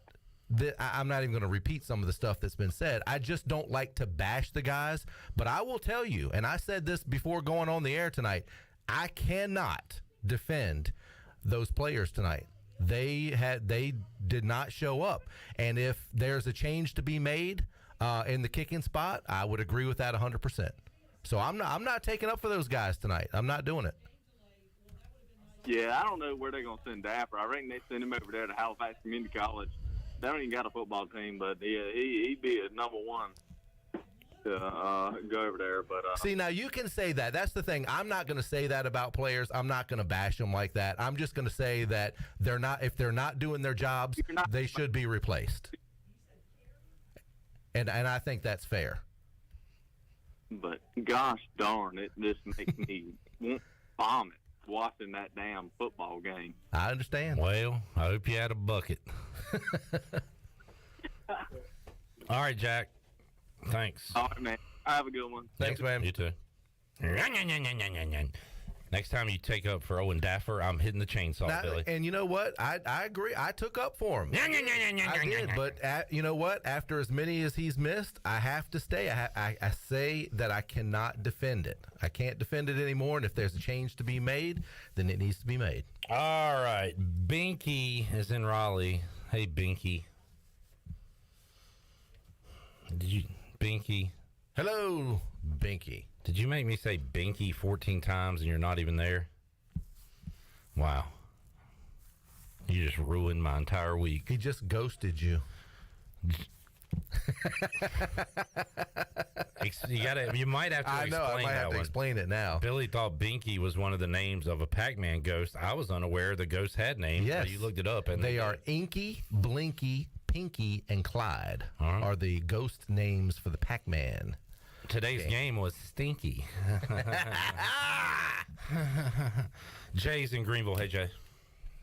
Well, it's hard to back up Binky, but I'll do my best. All right. Jay.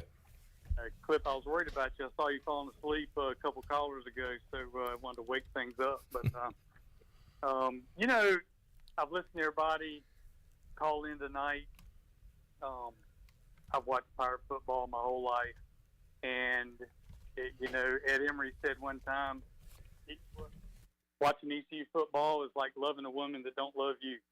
I mean, it's just one heartbreak after another. And, every now and then she'll make you feel all right, but most of the time she's letting you down. Yeah, because usually she'll kiss you on the cheek and you'll think you got a chance, so you stay around a little bit longer, and then you play Tulane. Yep, then you play Tulane. I think it's I think it was 79 team Independence Bowl, 91 Peach Bowl, and then I'm trying to remember the year that Steve Logan had us in the Furniture Gallery Bowl, where we beat Texas Tech. And if you really are honest with ourselves, that's the 3 years in that amount of time that we have not had a letdown along the way or underachieved in some way, shape, or form. And I know a lot of people would argue with that, but say Skip Holtz won 2 conference championships, but we found a way to lose to Arkansas, found a way to lose to Kentucky. Should have beat both of them, didn't do it. under Ruff. I mean, we padded the win column. But if we're really honest with ourselves, we caught State when they were down. We caught Carolina when they were down, beat the crap out of them, and it was fun. And we had a whole lot of wins against teams that did not have winning records under Ruff. And that was one of the arguments that people had with Ruff, was that when it came down to playing a really good team with a winning record, we couldn't find a way to win. So we've endured Scotty Moe and John Thompson, and we don't even like to bring those things up. But, I hate to hear people talk about firing coaches and getting rid of people. The football we're playing is competitive. I mean, I expected us to win the game today. I know Billy didn't. Billy, I heard your pick earlier. But anyway. I picked it to either. I picked Tulane to win, but I thought it would be closer than this, to be honest. You were right. But, I still think we're going to win next weekend. I think we can win the rest of the games on our schedule. Cincinnati barely beat South Florida today. I mean, 28-24. In my opinion, our conference is down right now, and that's why this hurts so damn bad, is because I feel like we're finding ways to lose when we ought to find ways to win and go win the damn conference. But we just can't get out of our own way to do it. And, I mean, whether it's the secondary got exposed today, I mean, third and long, we continually gave up long completions. I know everybody wants to get on Donnie Kirkpatrick and Holton Ahlers. In my opinion, I mean, the two of those guys, they're married. I mean, you can't fuss at one without fussing at the other. And I'll be honest, I don't know who to be disappointed in sometimes, whether it's one or the other. Sometimes I think, well, you know what? Right play call, but Holden missed a wide open receiver. I mean, other times I'm thinking, why are we running for 3 straight plays? Why are we passing for 3 straight plays? And today we had success with the ground game, and it worked so good we quit doing it.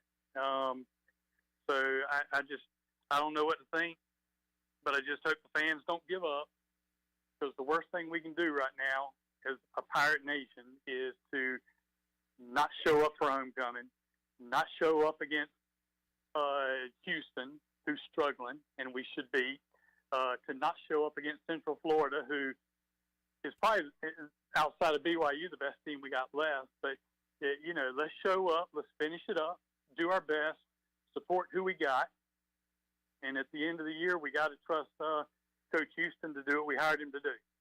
And if that's make changes, it's make changes, but we got to trust him to do it. So, anyway, that's it. All right, Jay. I appreciate the call. 3. Really? Are we really about to do this? Oh, Lord. This is not my decision. Corey Glore joins us from New Orleans. Hello, Corey. I just want to say that defense that East Carolina possesses, there won't be a more ferocious, aggressive defense on Michael Pratt all year. And the plays that his receivers made for him today were otherworldly, and that's their best game I've seen in my time here. So I just wanted to call in, say hi, hello, in fact, and hope and encourage fans there to know that defense is going to travel. And that offense, when full strength, is really hard to stop. And our defense did a hell of a job on Holton and Keaton in the second half to pin them down. But that defense that ECU has, that's going to carry them a long way this year. That was impressive. All right. Yeah, I mean, I agree. The defense has not been a problem. I mean, and you can have the best defense in the world, but if you don't score, you're not going to win many games. And the offense has got to be more productive on a consistent basis. We saw it last week against USF. I mean, they looked great, looked wonderful. And like I said, going into this game today, I wanted to see more of that. I wanted to see that continue, and it didn't. They just took a step backwards. The defense, I have no problem whatsoever with the defense. I mean, you can pick on the defense a little bit and say that, they've given up way too many third and long situations. I understand that, but looking at the defense overall, I agree with Corey Glore a whole bunch. I mean, the defense for East Carolina played outstanding, and they did. They gave the offense and that team a chance to win tonight. Corey? Let me say this. This is now 2 weeks in a row for our defense here, in which we've seen quite possibly the two best quarterbacks in this league and really shut them down. And so, or at least minimize them with Ehlers and Clayton Tune last week. This pass defense, this secondary, is legit, and they were getting a little bit eaten up in that first half, but not in the second half. And so I think there will be brighter days ahead for ECU offensively, because I truly think now, 6 weeks in, this Tulane defense isn't a fluke right now. They're doing something really impressive, and what that second half was maybe their bellwether mark of the season so far. Corey, always good to hear from you, but don't really care to talk too much right now. Do you sense? Flip, Billy, you're doing yeoman's work there. You got a good group, and I really believe that, and I know everyone on our side knows that, and that's why I think we're about as thrilled about this win as we have been in a long time about a win, because that there are playmakers everywhere. Winstead's a stud, and that's the first time I saw him in person. That guy is something, and we could not figure him out most of the day. But you got something there, and I'll just tell the folks there to keep the faith, and maybe, just maybe, the Tulane Green Wave are not a bad club. Like, this is not last year's team. It was not last year's game, and so don't feel too bad about this one, because maybe, just maybe, this club that you saw today is pretty damn good. Well, Corey, those are fine words, but nobody's going to listen to you that is calling and listening to the show. But we appreciate you saying it anyway. All right, Core Glory, we'll talk to you basketball season, man. All right, guys. Have a great rest of your night. Roll Wave. See you, buddy. Man. There's Corey Glore, play-by-play voice of the Green Wave. All right, let's take a break. We'll come back. 317-1250, the number. We have, I think, one open line. If you want to jump in, we have been wall-to-wall calls. NC State forces a punt on their first drive, so now they got it taking on Florida State under the lights that are working currently in Raleigh. There wasn't a lightning delay. It was a light delay earlier in Raleigh. Maybe it's because they have those newfangled lights that blink on and off when they score a touchdown and do all that crazy stuff. That's probably what the problem was. Could be. All right. But I like those lights, actually. I'd love to see them at ECU. 317-1250, back with more of your calls on the U.S. Cellular fifth quarter call-in show. Back with you after this.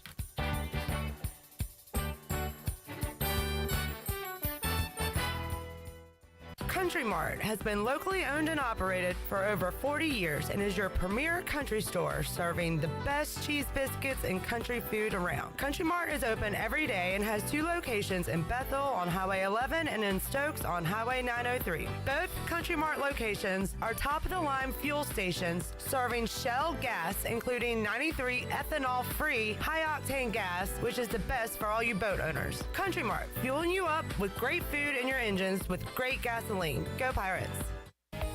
Hello, Pirate Nation. This is Jamie Lang with Carolina Hardscapes, and we're excited to announce that we're Eastern North Carolina's premier fiberglass pool installation company. We partnered with industry-leading San Juan Pools so that we can build the backyard of your dreams. Whether it's an outdoor fireplace, patio, outdoor kitchen, or now a pool, give us a call at 364-1201 or find us on the web at carolinahardscapesandmulch.com so we can make your backyard the place to be. Go Pirates! Take a hit from a 300-pound linebacker, and you better be wearing pads. Take a hit on the road, and you better have good auto coverage. When you've got North Carolina Farm Bureau Auto Insurance, you've got the best local agents ready to help you bounce back. If you don't, well, you'll probably play football without a helmet, too. In Pitt County, call Carlton Venters or C.J. Messerly at 252-756-3007. North Carolina Farm Bureau Mutual Insurance Company, Farm Bureau Insurance of North Carolina Incorporated, Southern Farm Bureau Life Insurance Company, Jackson, Mississippi, an independent licensee of the Blue Cross and Blue Shield Association. Do you have any real estate questions about buying or selling residential or commercial properties? Are you curious about this current real estate market? Do you need a property manager for all your rental houses? This is proud ECU alum Scott Harris with RE/MAX Preferred Realty and SD Harris Properties, and I would love to help answer every question you have and show you a real estate experience that will be memorable and enjoyable. Every step of the way, I'm here to make your dreams a stress-free reality. Call me today at 347-1857. That's 347-1857. Go Pirates. Hey Pirate Nation, Shimmer Boutique is your one-stop shop for all your tailgate essentials. This is Holt Nailers, and if you need a Yeti cooler, apparel, shoes, or accessories for the season, Shimmer has you covered. Shimmer Boutique is also the exclusive retailer in Greenville carrying the largest selection of built-in broken gear for adults and youth. Be ready for game day and every day at Shimmer Boutique on Greenville Boulevard behind Starbucks and in Winterville across from Lowe's. Go Pirates!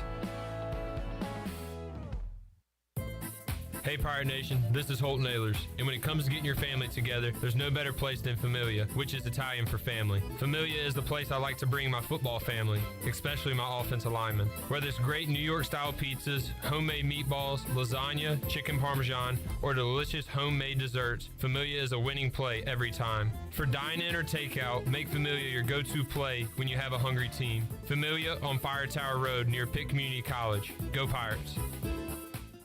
This is Big John Williams, strength and conditioning coach for East Carolina football, and you're listening to Pirate Radio, the voice of the Pirate Nation.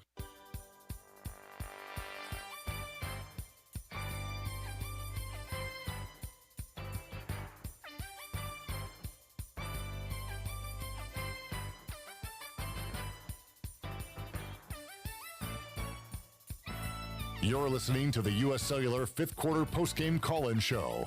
Here's Clip Brock. Now, with the Pirate Radio scoreboard, here's Shirley Rhodes. All right, let's take a look at the Clemson-Boston College game. It is now tied as Boston College has kicked a 30-yard field goal, and they are now tied at 3 apiece in the second quarter. Notre Dame has taken a lead over BYU 10-6 with 9 minutes left to go in the first half. Wake Forest has tacked on another touchdown. They lead Army 14-0. Kansas State leads Iowa State 7-6, and South Carolina is still holding on to that 7-0 lead over Kentucky in the second quarter. USC leads Washington State 10-6, and Florida State and NC State are finally underway, and there is no score there as of yet. Major League Baseball, the Fighting Igos, the Seattle Mariners rallied from 7 runs down in the 8th inning to take a 10-9 lead and close it out, and they are headed to the ALDS to take on the Astros for the first time since, what is that clip, 2001, I believe? Is that right? Either 2000 or 2001. I think it's 01. Yeah. I think 21 years. Yeah. Okay. 8-1 they trailed after 5 innings. And they rallied and scored 9 runs. So they got the Astros next. Yep. And the Guardians advance as well. They're going to take on the Yankees. Yankees next. Yep. And Yankees. And that is a look at your scoreboard brought to you by the Buck. You didn't say the best scoreboard. Well, what? The Mets and the I'm sorry. Padres. Are the Mets and Padres playing right this second? Yeah, the Padres just hit a home run. It's 1-1. No respect. The game's getting good.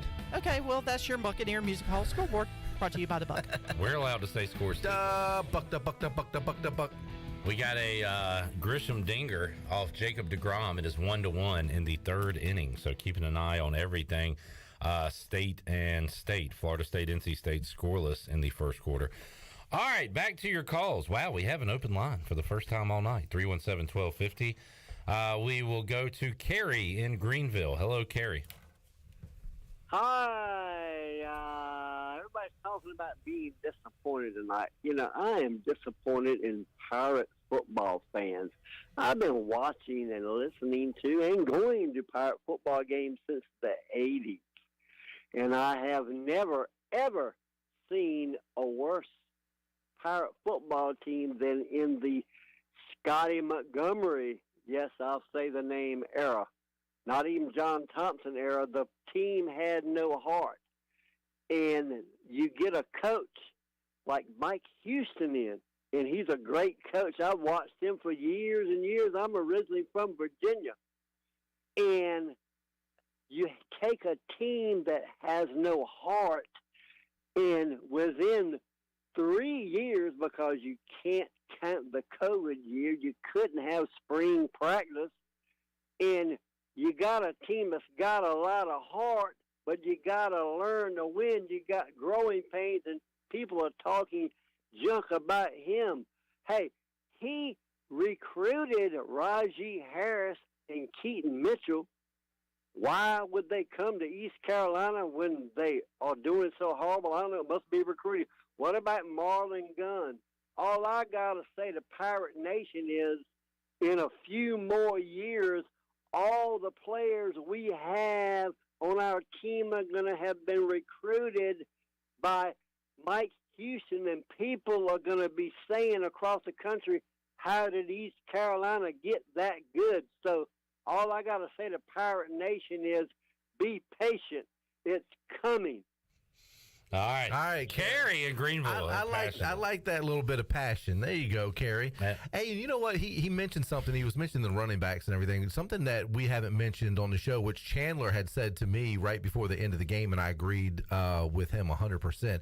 Didn't seem like Keaton Mitchell was 100% tonight, did it? It didn't seem. There were times that he just. It still seems he's a little banged up. And whatever he's got, it's a nagging deal. Like it's not something. Isn't it like a hip pointer? Yeah, it's so a hip pointer. I don't think he's going to be 100%. Right, and it's one of those things that, if I remember correctly, I don't remember if it was Mike Houston or who was which coach it was that said something about his injury.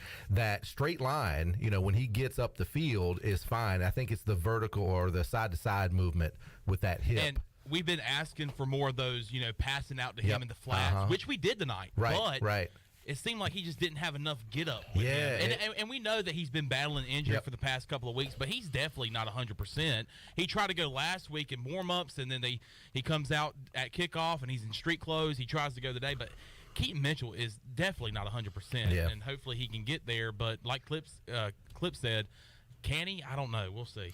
317-1250, we go to Anson in Raleigh. Hello, Anson.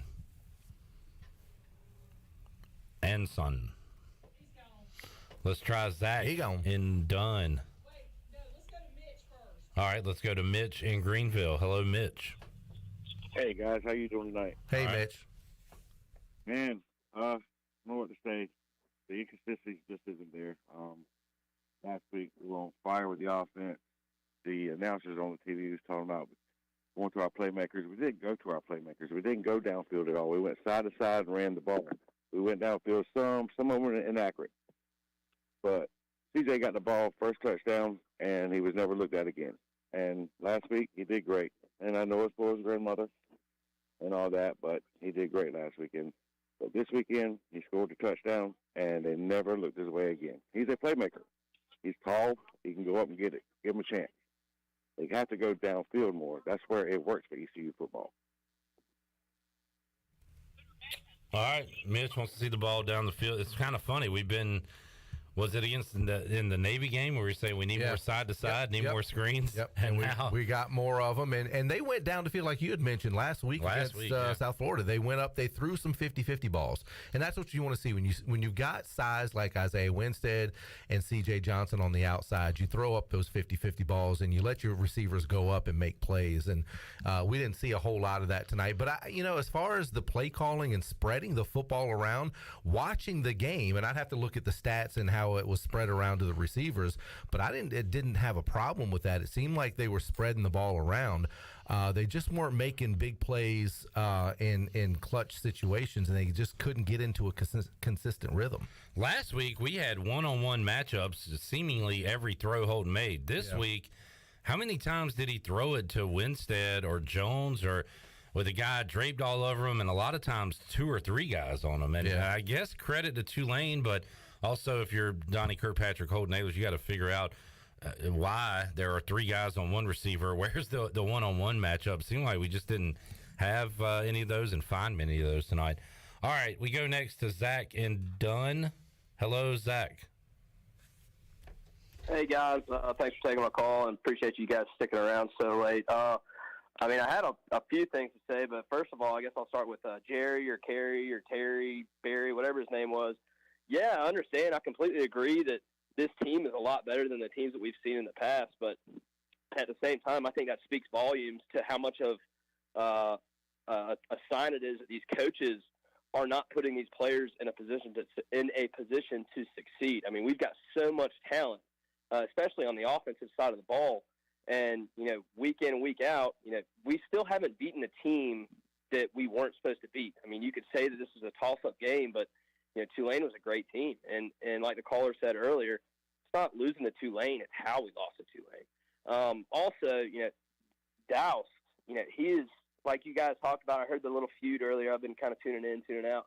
But special teams, defensive ends, and outside linebackers are his 3 positions that he coaches. And you could argue that all 3 of those facets of our game are letting us down. So how that guy has a job is beyond me. And for him to do so bad that he's taken the attention away from the poor calling from Donnie, I mean, that's amazing to me. Donnie is just week in, week out. He can't decide what he wants to do. And I'm not going to say that it's time to pull Holton because I don't know how you guys are going to get funding for the radio with all the commercials that he's got on there. I mean, they'll probably, pull all their sponsorship, from commercials if you bench Holton. We're good. We're locked in through the football season. Yeah, and it's local politics, man. We're good either way, Zach. But yeah, because those contracts are not contingent on playing time. Yeah. Well, that's good. That's good. So last point is, my fear is that we wait until the last 3 games of the season to play Mason so that we, can redshirt him next year. But then he lights it up, sees how much talent he's got, and, goes somewhere else. But, for the people saying that Mason's not the answer and that he's not developed, he's been in the system for 3 years now. And I said this last year. He's been in the system for 3 years now. And if we can't develop a quarterback after 3 years, you need to look in the mirror at the coaches. And the same thing for Holton because this is his 5th year, and we are still saying the same things that we said from year 1. Guys, have a good night. All right. Good call, Zach. All right, thanks a lot, Zach. And getting to my point earlier about spreading the football around, there were 8 receivers that were targeted. Isaiah Winstead got the most targets at 15. Keaton Mitchell out of the backfield actually threw to him 11 times out of the backfield. CJ Jones, Gunn got some catches out of the backfield. Shane Calhoun, Hatfield, and even Camaro Edmonds was thrown to once. He didn't make a catch, but they were trying to spread the ball around to their receivers, which we complained about a couple weeks ago. They've been doing that, just not successful at it tonight. Yeah. 317-1250, Tucker, you're up in Raleigh. Hey, Tucker. Hey, guys, I appreciate y'all taking my call. I think the last guy kind of hit on, but I think the biggest problem this team has is Holton Ahlers. I mean, he's really good at beating up on 1 or 2 scrub teams each year and going crazy, but we've seen year over year he's just not that guy, and he just can't get it done. All right. Thanks for the call. Yep. There's Tucker in Raleigh. 317-1250 if you want to jump in. We have open lines for the first time tonight, so let's get a break in. First time in over 2 hours we've had an open line. So we will take a timeout.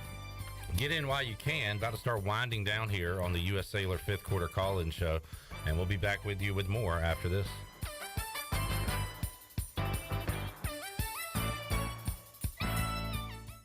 While you're sleeping, our whole hogs are slow cooking over wood to create that bite that Eastern North Carolina is known for. I'm Sam Jones, and for more than 3 generations, my folks have been the torchbearers for what whole hog barbecue is supposed to be. At Sam Jones, you'll find plenty of smoke, but no mirrors. Everything, and I mean everything, is made fresh daily, including our sides, sweets, and sauces. Come on over and see us at Sam Jones Barbecue, and I bet you'll be able to taste our passion in just one bite. Sam Jones Barbecue, Fire Tower Road. Love is never having to say you're sorry for your internet, because with MetroNet, you get fast, reliable, 100% fiber speeds you'll love with unlimited data, so you can stream, study, surf, and game on all your devices simultaneously. No lag times or buffering. MetroNet offers student deals. Get 100 megabit internet for just $39.95 a month. Switch to MetroNet today at metronet.com/switch. MetroNet. Love your internet. Do you need custom t-shirts, apparel, or promotional items for your business, organization, or event? Keep it local. Print it local with University Sportswear. University Sportswear ENC.com is your one-stop shop for all promotional products for your business. With over 1 million items to shop from, University Sportswear ENC.com offers high-quality products at prices to fit any budget. Visit University Sportswear ENC.com for contact information and to get shopping. University Sportswear ENC.com, the official sportswear provider of Pirate Radio.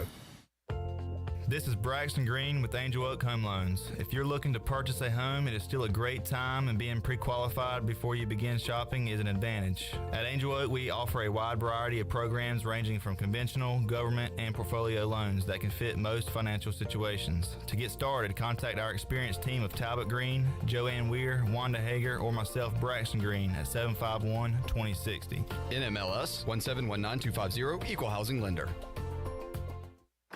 Welcome to US Cellular, where new and current customers choose any phone they want for free. Free? Even the one with 5G and lots of storage? Free. And the one with the latest everything? Free.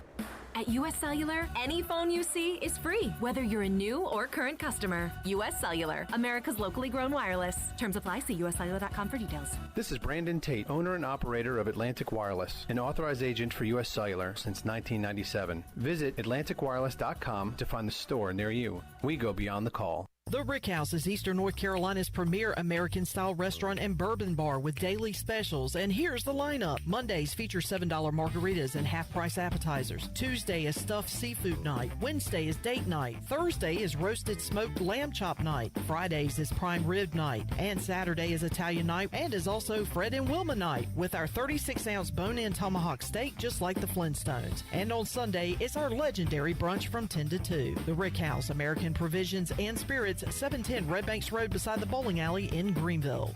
Pirate Radio. We are Eastern North Carolina's football program. In time, we will be North Carolina's football program. The voice of the Pirate Nation.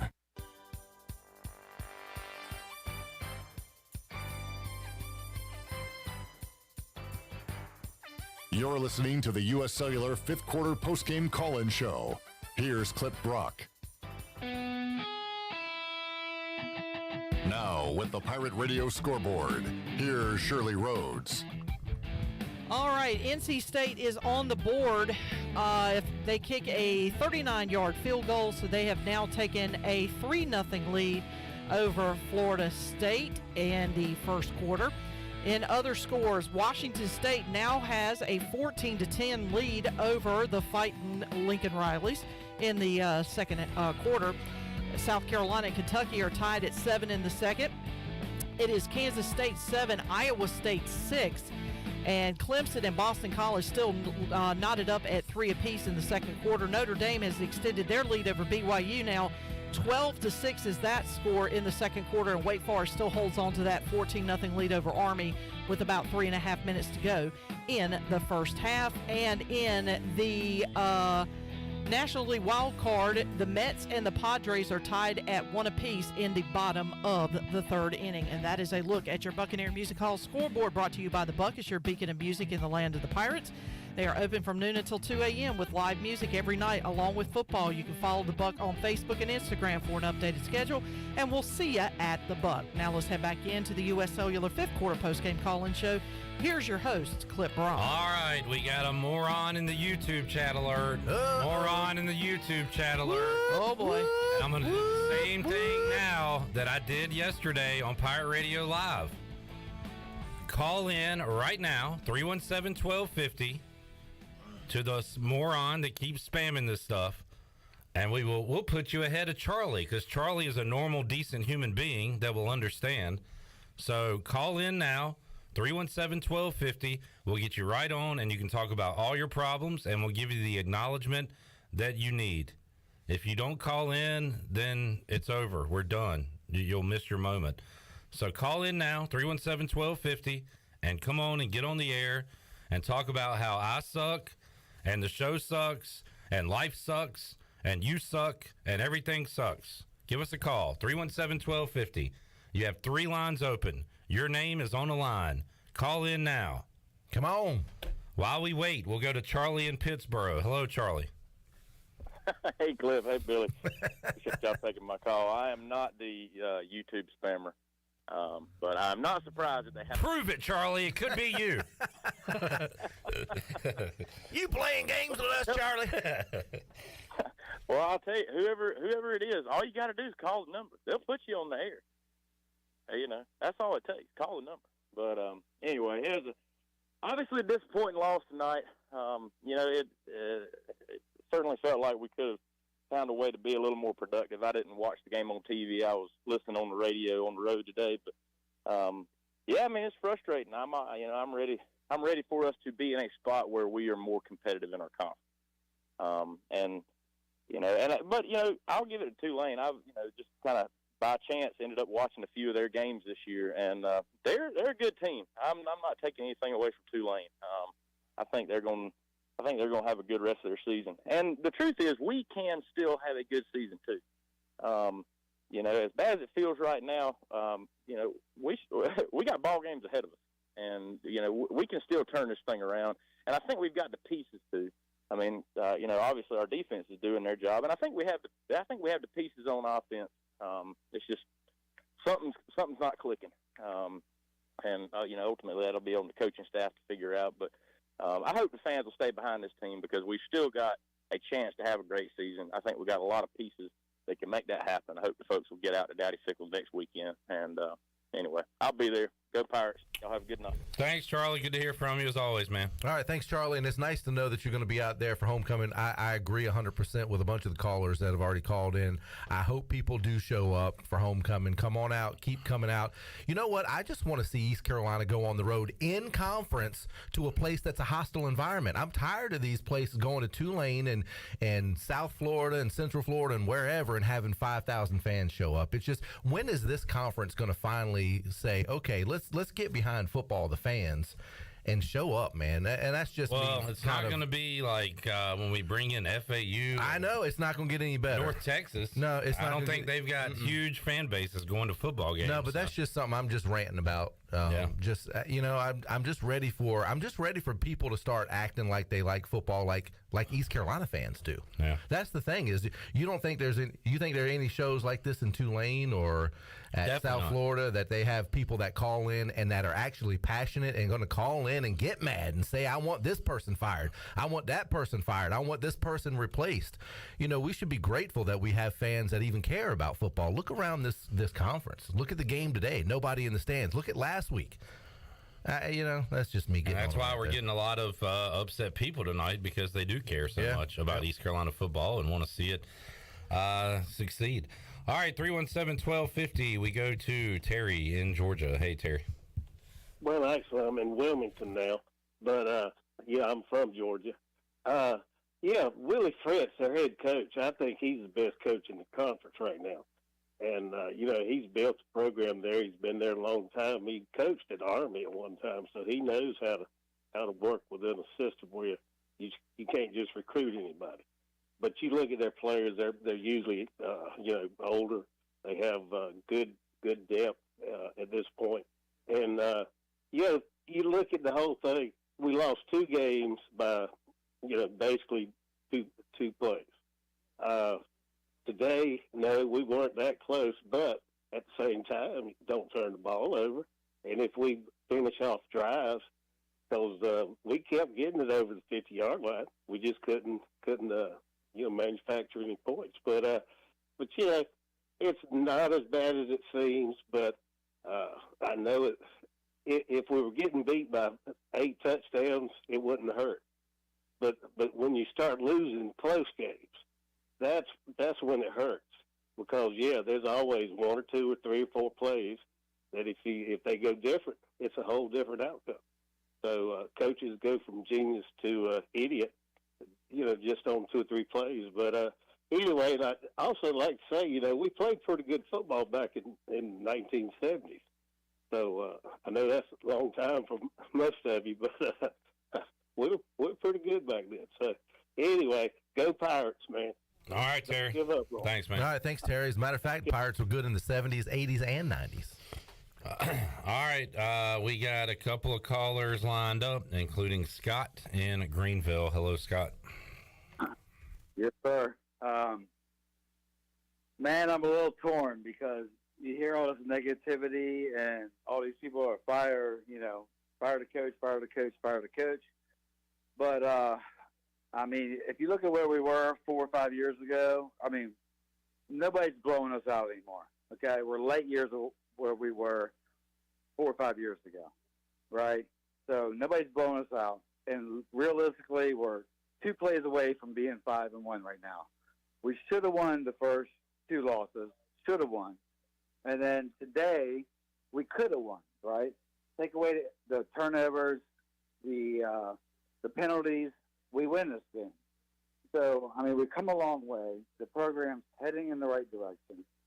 People are freaking out, but there are 2 valid points that I think need to be addressed. And I hate to say it. I'm not trying to harp on anyone or talk negative about any player or anything, but, I mean, there's our coaches. But, I mean, I definitely think next year we need to look at maybe hiring a new offensive coordinator. I've been saying it for years and years and years and years.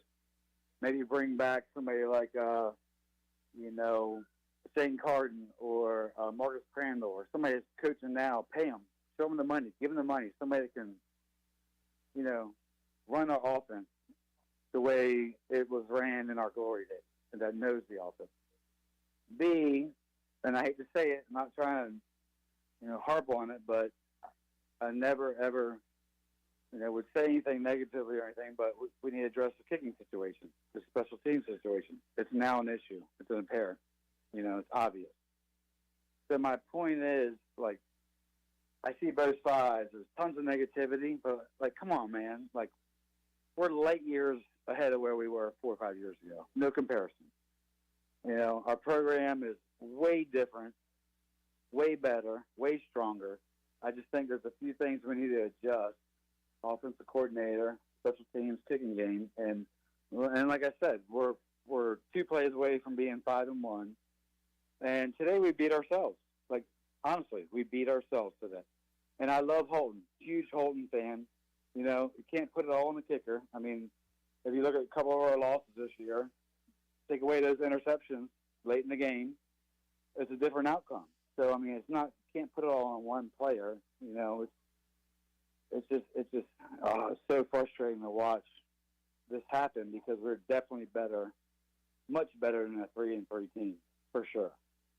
And it's just, diehard ECU fan, bleed purple and gold, ECU alumni. I've been here 30 years, and it just pains me to see people, talk so negatively about the program, the coaches, and everything. I mean, come on, man. We're way better than we were under Montgomery. I mean, we were getting our asses kicked under Montgomery, blown out. We weren't even close. So, yes, it's frustrating, but we're definitely way better program than we were 3, 4, 5, 6 years ago. So, I don't know. That's about it. All right, Scott. Thanks for the call. 317-1250. Scott says reasons for, and that's just so tough to think about after a loss like today because you had a lot of eggs in this basket for this game. This was This was a peer. This is a game where you're not favored in the game, but you're not huge underdogs. This is like an equal. And where do we stack up with Tulane? Well, we're a loser against Tulane today and lost by 15 points. So it doesn't feel good, but he's not wrong. We certainly are light years from where we were. Doesn't ease the pain of today's loss, but that is true. All right, we go next to Owen in Tampa. Hello, Owen. Clip. Aren't you tired of all this? Yes. This is ridiculous, man. You mean life? Tired of watching you rub your face all the time. It's like, this is ridiculous. I mean, we just keep losing. It's like, okay, so we're not losing by 40 like we were, but when you look at the record books, an L is an L, dude. We still lost the game. And somebody a while back made a decent point. We have not played a team this year that we shouldn't have beat. I mean, I'm not saying we're world beaters or anything, but nobody has really just put it to us. So but we still continue to lose these games, and I'm tired of it. We're supposed to have all this talent, have all these people coming back, but yet we can't beat anybody other than USF. I mean, so what? We beat USF. Who cares? We beat Old Dominion. We beat Campbell. I mean, who cares? We can't beat anybody with a pulse, and Paige has mentioned it a million times when he called in. Mike Houston cannot beat a team with a pulse. He just can't do it. I mean, I don't like the guy. I've said it for years, but as long as you win games, my opinion is irrelevant, but you're not winning games. I'm tired of watching Holton throw into double and triple coverage and all that stuff. I mean, I hate to say it, dude, but I'll be glad when that kid's gone. I want somebody else in there. And I don't even know if the kid that we need is even on the roster right now. So, I mean, what are we going to do? We have talented guys. Keaton Mitchell's the best running back in the league. You know, CJ, for all his issues, is incredibly talented. The Winstead kid is talented. You know, our defense looks good. Where's the problem? Is it, you know, I don't know if it's Donnie or Mike or what have you. But what I do know is you cannot have a 10th-year starting quarterback out there throwing passes like that in games that we should be winning. You know, and I'd love to make a joke about the poor kid or whatever, but I'm mad, dude. This is ridiculous. I mean, I wish I had the energy to yell, but Mike Houston sucked it out of me. I mean, it's bad. Why are we losing games that we should be winning? And nobody seems to care because all anybody seems to care about is at least it's not Scotty Montgomery. Well, I wouldn't say nobody seems to care. We're on into like hour number 3 here. Yeah, I mean, you know what I mean. There were people calling and going, "Oh, well, you know, we're better than we used to be." Yeah, well, we're still losing. Yeah, that's true. And as far as the blame game goes, look, it starts at the top. The head coach is the ultimate. I mean, and if you're gonna blame anybody, you gotta start at the top. That's just the way it goes, and work your way down. Everybody, I'll blame Mike Houston all the way down to the 40-year-old punter we got. There you go. I don't know if you were listening earlier, Owen, but now Mike Houston, 2 of his wins so far have come against teams with winning record that went on to have winning records. So I get that point. We got to start beating these teams that are actually, as you would say, have a pulse. Yeah, I mean, and listen, Tulane, they're good, but they're not great. Yeah, we could have beat them if we did anything on offense. Would have beat them had you not made mistakes with penalties and turned the football over. I firmly believe that. Yeah, we should have won that game. We have not played a single game that I think we should have lost this year. Like I said, I don't think we're world beaters, but I don't think we've been outclassed by anybody. You know, where we just got completely dominated. Let me put it to you this way. We have not been out-talented by anybody this year, and that has not always been the case over the last few years, especially before Mike Houston got here. As far as talent goes on the field and looking at those guys, and we have not been out-talented. We have beaten ourselves this year and may have been out-coached a few times, but not out-talented. Yeah, and that which makes it even more frustrating when we lose these games. Owen, good to hear from you, man. Even in these dark times. Even in the dark times. Yeah. Brother, I'll talk to you later. Later, bud. There's Owen in Tampa, always passionate about the Pirates. All right, 317-1250. Let's get a break in, and then we'll get to Bobby and Jeff. So you guys hang on. Promise we'll get to you right when we get back on the U.S. Cellular 5th Quarter Call-In Show. Thanks for having long calls that segment so I could eat this fried chicken. And Billy, you found potentially a new favorite. I found a gold nugget. Some honey barbecue boneless wings from Parker's. Excellent. ParkersBBQ.com. Another excellent choice. 3 locations in Greenville to serve you, and we've already said, hey, if we're splitting up food to take home, he's got dibs, on the boneless wings. All right, you got them. 317-1250, back with more. Uh-oh, Chandler's pissed. Uh-oh. I'll be damned. I'll be damned. I'll fight you for them wings, boy. Jeff, Bobby, we're coming to you next.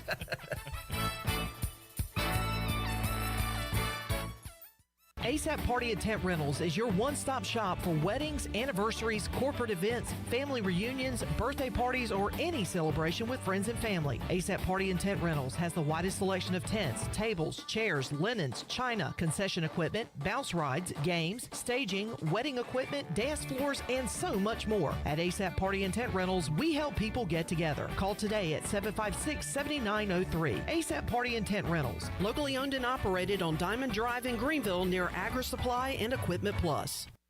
North Carolina State Parks is proud to announce that they have partnered with the Hometown Strong program. Our visitor centers are now equipped with public Wi-Fi to help kids with school. Remote learning has become a critical public health measure in maintaining social distance and continuing to educate our young people. Take advantage of Wi-Fi and a hike at Goose Creek State Park or a day trip to the beach and access remote learning at Fort Macon State Park. For more information, visit hometownstrong.nc.gov.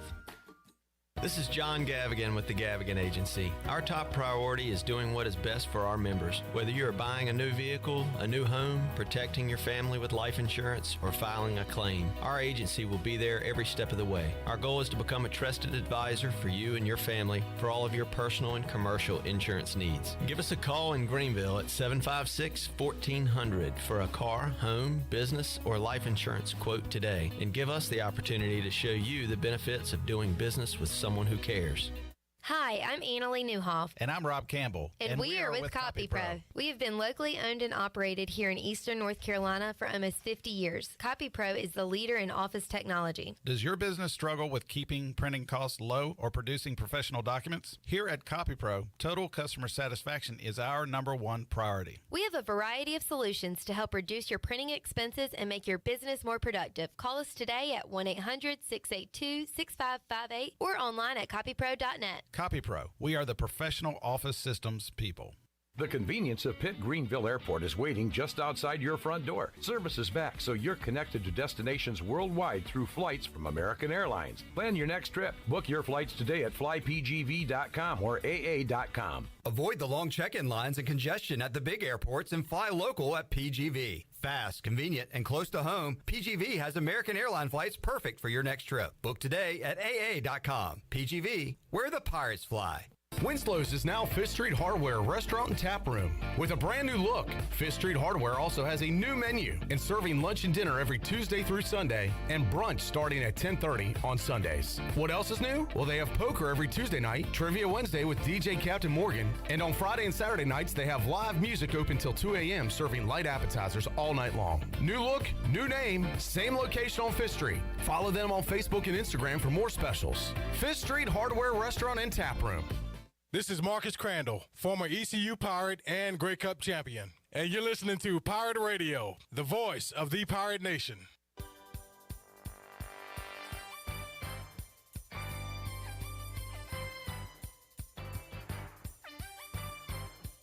You're listening to the U.S. Cellular 5th Quarter Postgame Call-In Show. Here's Clip Brock.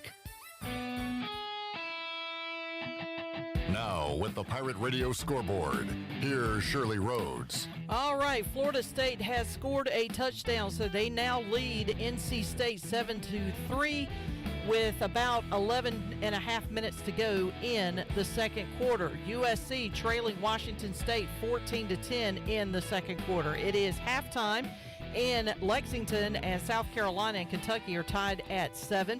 Kansas State has gone into the locker room at halftime with a 7-6 lead over Iowa State. Clemson and Boston College still stuck at 3 apiece with 4.5 minutes to go in the first half. Notre Dame scored 15 points in the second quarter. They now lead 16th ranked BYU 18-6 at the half, and Wake Forest scored another touchdown, so they are at the half as well. They lead it 21-0 over Army.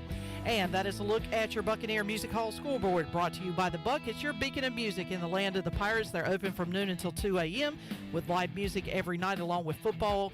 You can follow The Buck on Facebook and Instagram for updated schedules, and we'll see you at The Buck. Now let's head back into the U.S. Cellular 5th Quarter Postgame Call-In Show. Here's your host, Clip Brock. All right, a couple of people on this show have been known to buck it up after a postgame.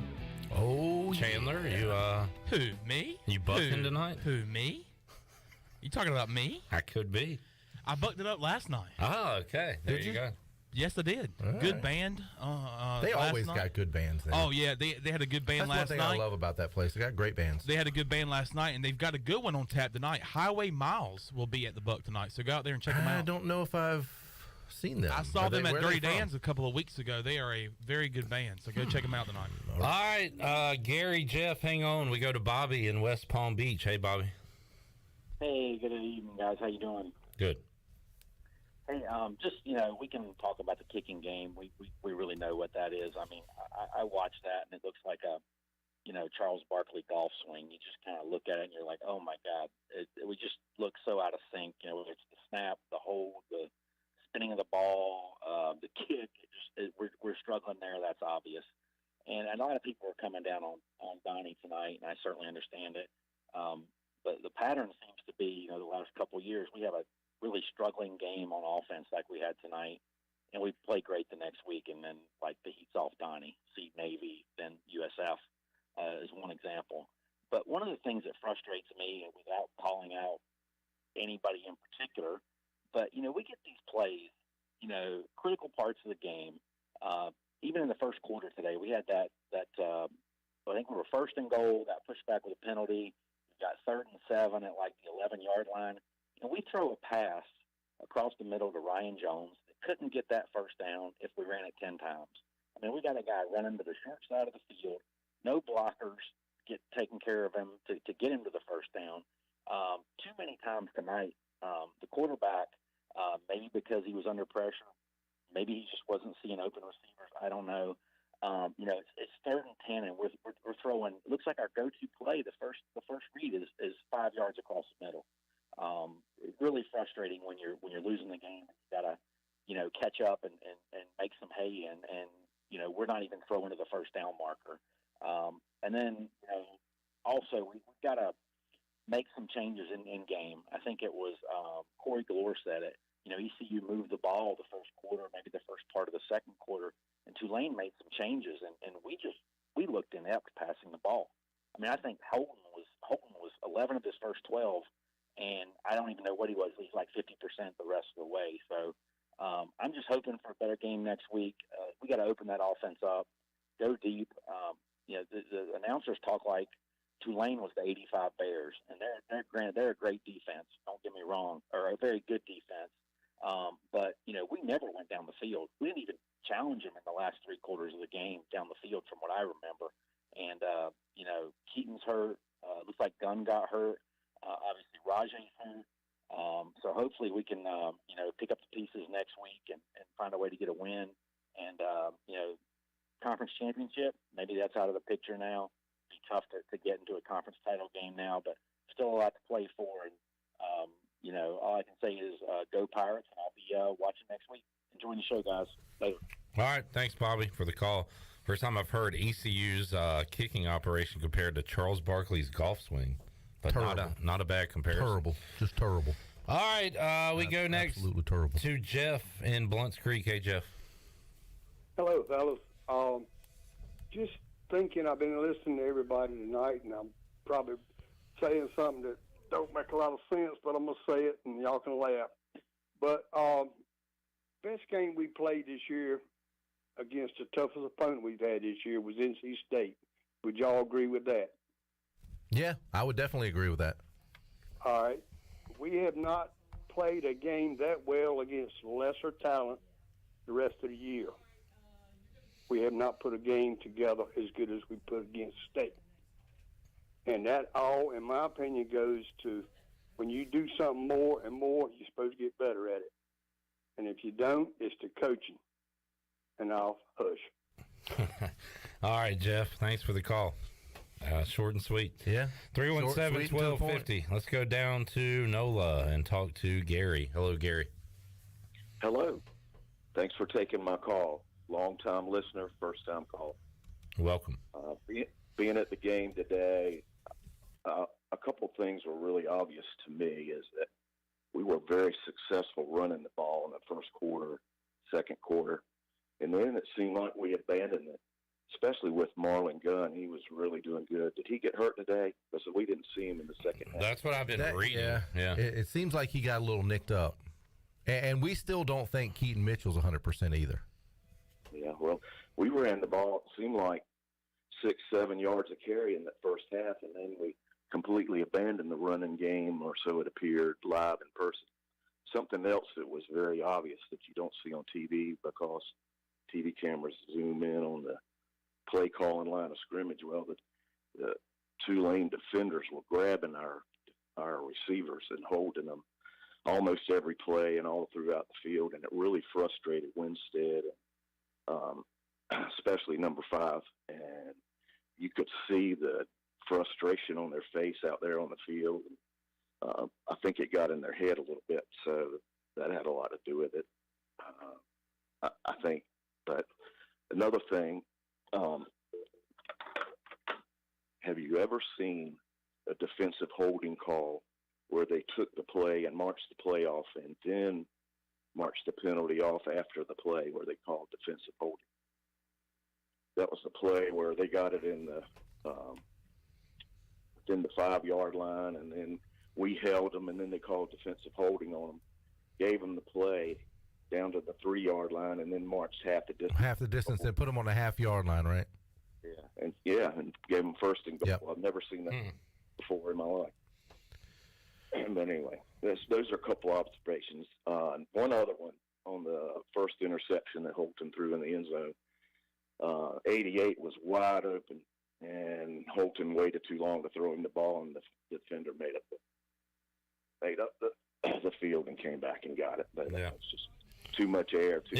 We talked about that one. It was there if he let it loose earlier, and also I read a lot of Ryan Jones was open on that play as well. But, man, Hatfield had his guy, like you said, waited too long and too much air under it. Yeah, and getting back to what you were saying, too, as far as the defenders grabbing and holding on Winstead and on C.J. Johnson, that doesn't surprise me considering the fact that towards the end of the game, C.J. got a flag thrown on him on that very last drive where he and the defensive back kind of got into a little scuffle, and you hadn't seen that a lot from, or really any from CJ this year. That was kind of one of the things that they had discussed, and one of the things that he needed to work on is his attitude and play on the field, and being so hot-headed at times.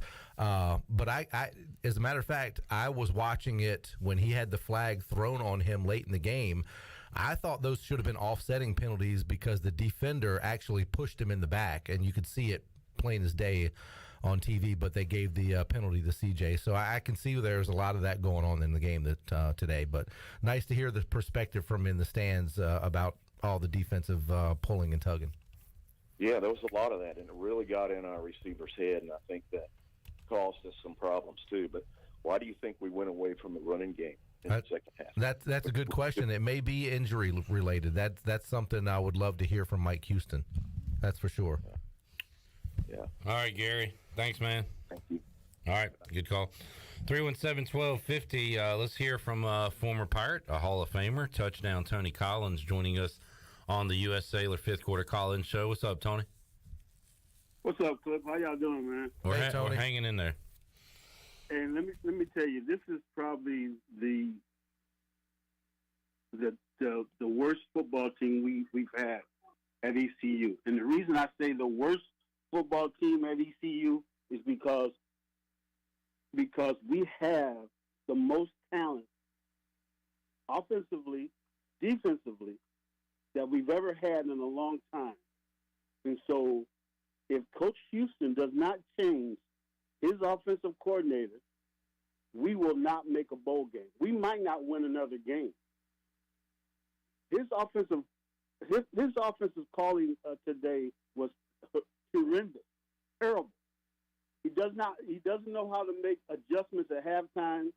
He doesn't know how to have his back pick up blitz. He doesn't know how to protect his quarterback. And here's the thing. If you keep doing the same thing over and over again and you think you're going to change something, that's insanity. And so right now, ECU is insane. Last week I said we had Goofy calling plays. It's not Goofy. We got Stevie Wonder as an offensive coordinator right now. Stevie Wonder can call better plays than our offensive coordinator, whoever he is. I don't even want to say his name because his name don't even need to be brought up. He's terrible. He sucks. Our offensive coordinator sucks. If it doesn't change, we will not win another game. It's terrible. It's absolutely terrible. I can go to ECU right now and call better plays than our offensive coordinator, and I don't even know the system. It's hilarious. It's incredible where we are right now as far as the talent that we have on offense and the points that we're putting up on the board.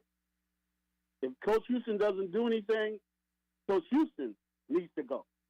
And that's all I got to say.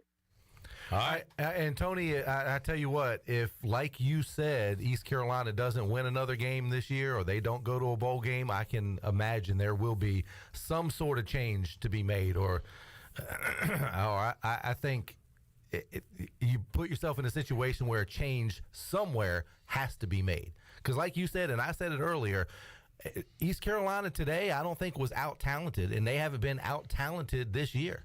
So what's that tell you? It's incredible, man. I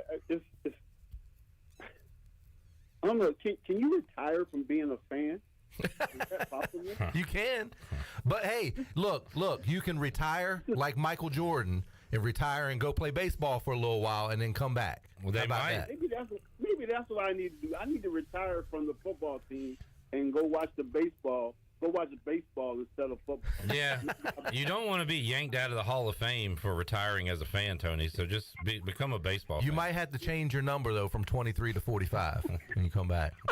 Yeah, you can come back, Tony Collins 2.0. Tony, we'll talk to you Thursday on the show, man. It's incredible, man. All right. It's incredible. Yeah. Tony's passionate about his Pirates, and he comes on every week, but tonight couldn't wait till Thursday. So there you go. Had to get his thoughts out there. All right, 317-1250. Frank is up next in Calabash. Hello, Frank. Hey, guys. I really appreciate having the opportunity to vent a little bit. 1978 alum. I was at East Carolina during the Pat Dye years, and it's so hard to make a difference between reality and shattered expectations. I mean, there was a year when we went 4-0 against the ACC, and we went into this season with all these great expectations. Like Tony said, we've got so much talent, and we just can't beat anybody this year. We played Tulane last year and beat them by over 3 touchdowns. We played Navy in Annapolis last year, and we won. We played Memphis in Memphis last year, and we beat them. And if we don't beat them this Saturday, I don't see how people can say we're heading in the right direction. I mean, if you're going to compare this program to Scotty Moe's program, yeah, we're heading in the right direction, but I mean, it's really frustrating. We go in with all these great expectations.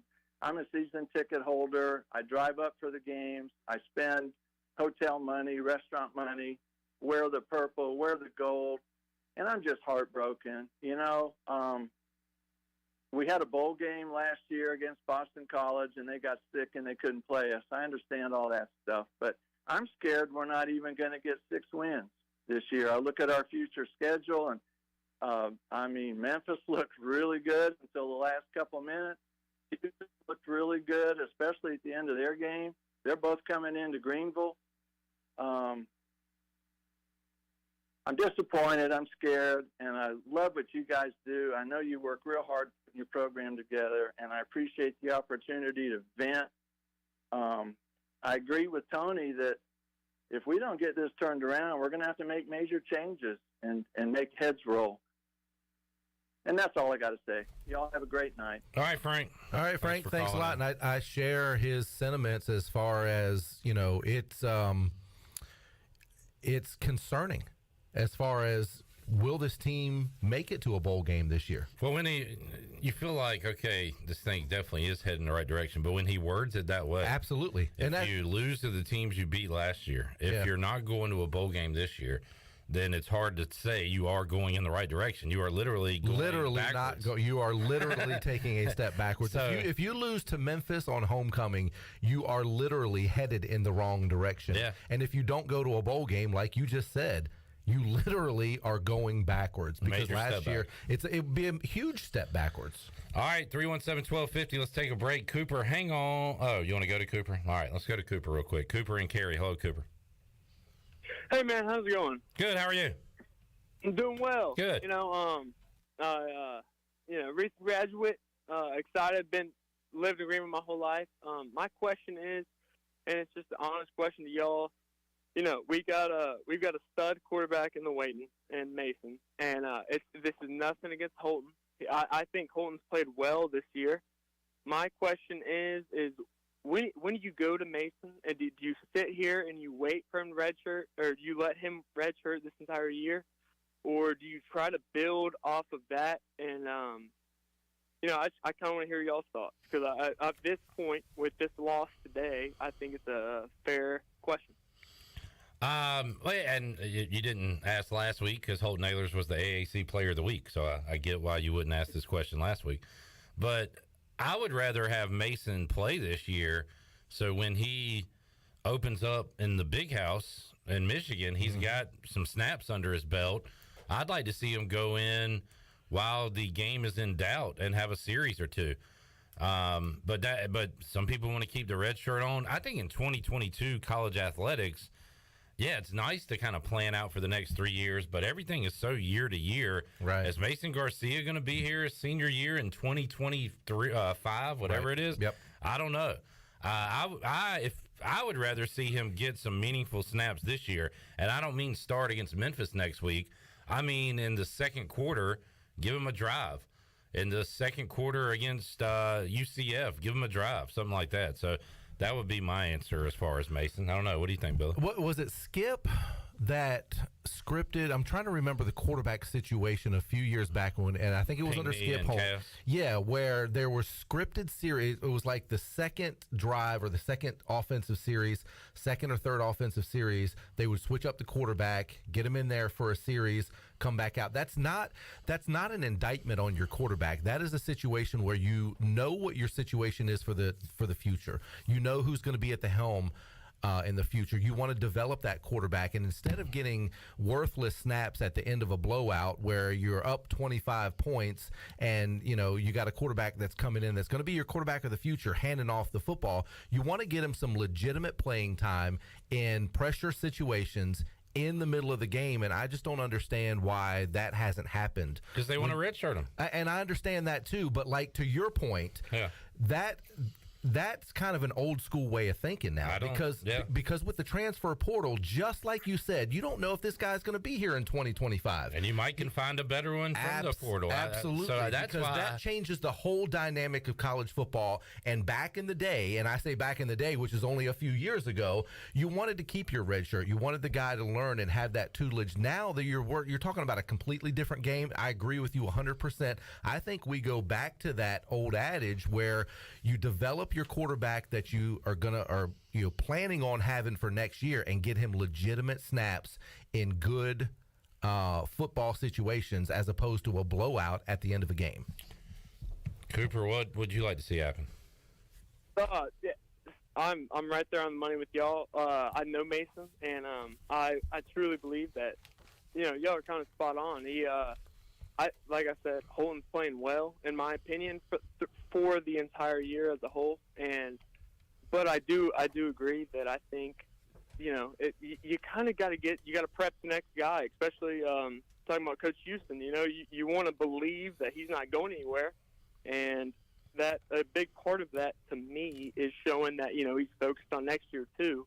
And clearly Mason is next year, and so I think that's a big part of it, making sure that he's ready to go. I agree, Thanks, and I think that sends a message to Mason Garcia to say, hey, we believe in you. We know you're going to be our starting quarterback. We're going to, we're preparing you for the future. I think that's a big confidence boost for a backup quarterback who is supposedly going to be your starter for next year. And like I mentioned earlier, that's not an indictment on Holton when it's scheduled. So it's not like you're benching Holton, because I don't think he deserves to be benched. But I think it's good practice to have your backup quarterback get some quality playing time.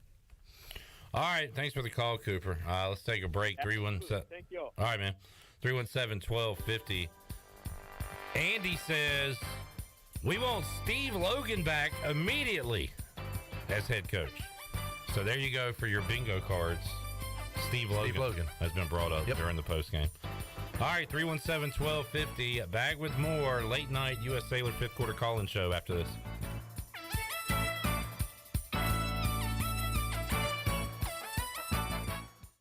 Hey, Ellerby, have you tried our new menu at Clean Eats? I was planning on going there today. Tell me what's new. First of all, you're going to love our new Melts. A Melts is a quesadilla folded over like a sandwich full of things like beef and queso and chicken parm. Scott, tell me you got more. Man, I do. We have pretzel bites with queso, our fabulous meat and taters wrap, and we even have Clean Eats mac and cheese, complete with beef or chicken on top. It all sounds awesome. I'm going to head over there now. Fantastic. I hope to see everybody at Clean Eats, 805 Red Banks Road, Arlington Village.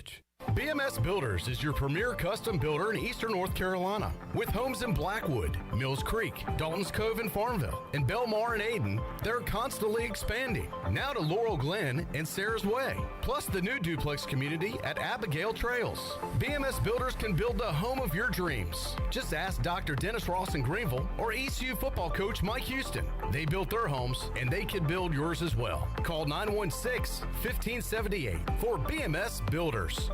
It's Bostic Sugg Furniture's Lazy Boy Market Sample Sell-Off. We bought out an entire showroom of 100 one-of-a-kind pieces of Lazy Boy furniture. Now we're selling it all at drastically reduced prices. Floor samples slashed an additional 50 to 70% off. This is a one-time opportunity to shop extreme sell-off prices on brand new Lazy Boy styles, recliners, power recliners, sectionals, and leather furniture, designer chairs, cocktail ottomans, and much more. Hurry! You will never, ever find Lazy Boy furniture at such low prices again at Bostic Sugg Furniture. Tired and sluggish? Down in the dumps? Or do you just have the blahs? Well, maybe you need to hydrate. Revive Health and Wellness offers IV hydration, which can help you with lack of energy, improve your mood, assist with immunity, and even fix a hangover. Call today to set up an appointment at 350-1805. Locally owned and operated by Samantha Casper, Revive Health and Wellness has a new location and is ready to serve you. Stop by at 2459 Emerald Place in Greenville or go online at revivehealthwellness.org. Ahoy, mateys! It's Captain Jack Spare of R&R Tire Express. We're here to serve our pirate community by offering easy payments for easy ownership. For you landlubbers, R&R will install a new set of tires for just $20. $50 installs new custom wheels and tires. To learn more about R&R, stop by 3920 US 264 or rnrtires.com. Great food, great atmosphere, and great service is Ottavola Market Cafe. Ottavola is simply a restaurant that focuses on that, being a great restaurant. There's something for everyone at Ottavola. The menu offers a variety of great choices like pastas, pizzas, sandwiches, soups, salads, and seasonal rotating selections. Lunch or dinner, Ottavola is always the right call. Call ahead and get Ottavola to go, or stop by the bar for a drink with friends. It's simple. Come and eat at Ottavola Market Cafe, Red Banks Road next to Food Lion, and OttavolaMarket.com. Ottavola, pirates supporting pirates. I intend to see to it that any man who sails under a pirate flag or wears a pirate brand gets what he deserves. Pirate Radio, I think it'd be rather exciting to meet a pirate. the voice of the pirate nation.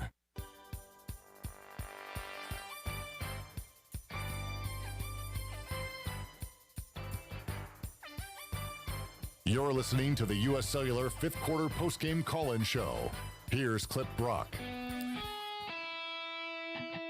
Now, with the Pirate Radio scoreboard, here's Shirley Rhodes. All right, it is still 7-3 Florida State in Raleigh.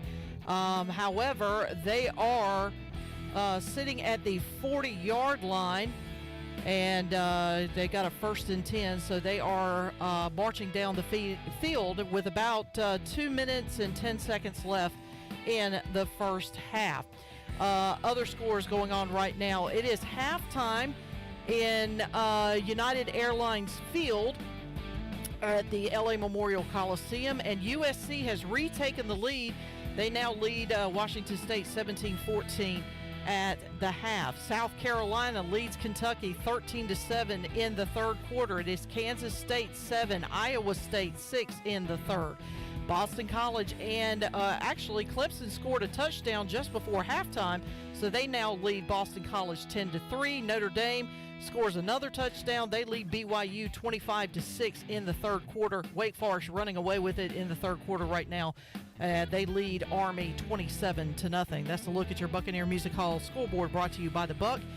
And it is your beacon of music in the land of the Pirates. They're open from noon until 2 a.m. with live music every night along with football. You can follow the Buck on Facebook and Instagram with an updated schedule, and we'll see you at the Buck. Now let's head back into the U.S. Cellular fifth quarter postgame call-in show. Here's your host, Clip Brock. All right, Weaves Mets with a 2-1 lead, but runner on second, one man out as they play in the fifth inning. So Weave watching this one as we take your calls on the U.S. Cellular fifth quarter call-in show.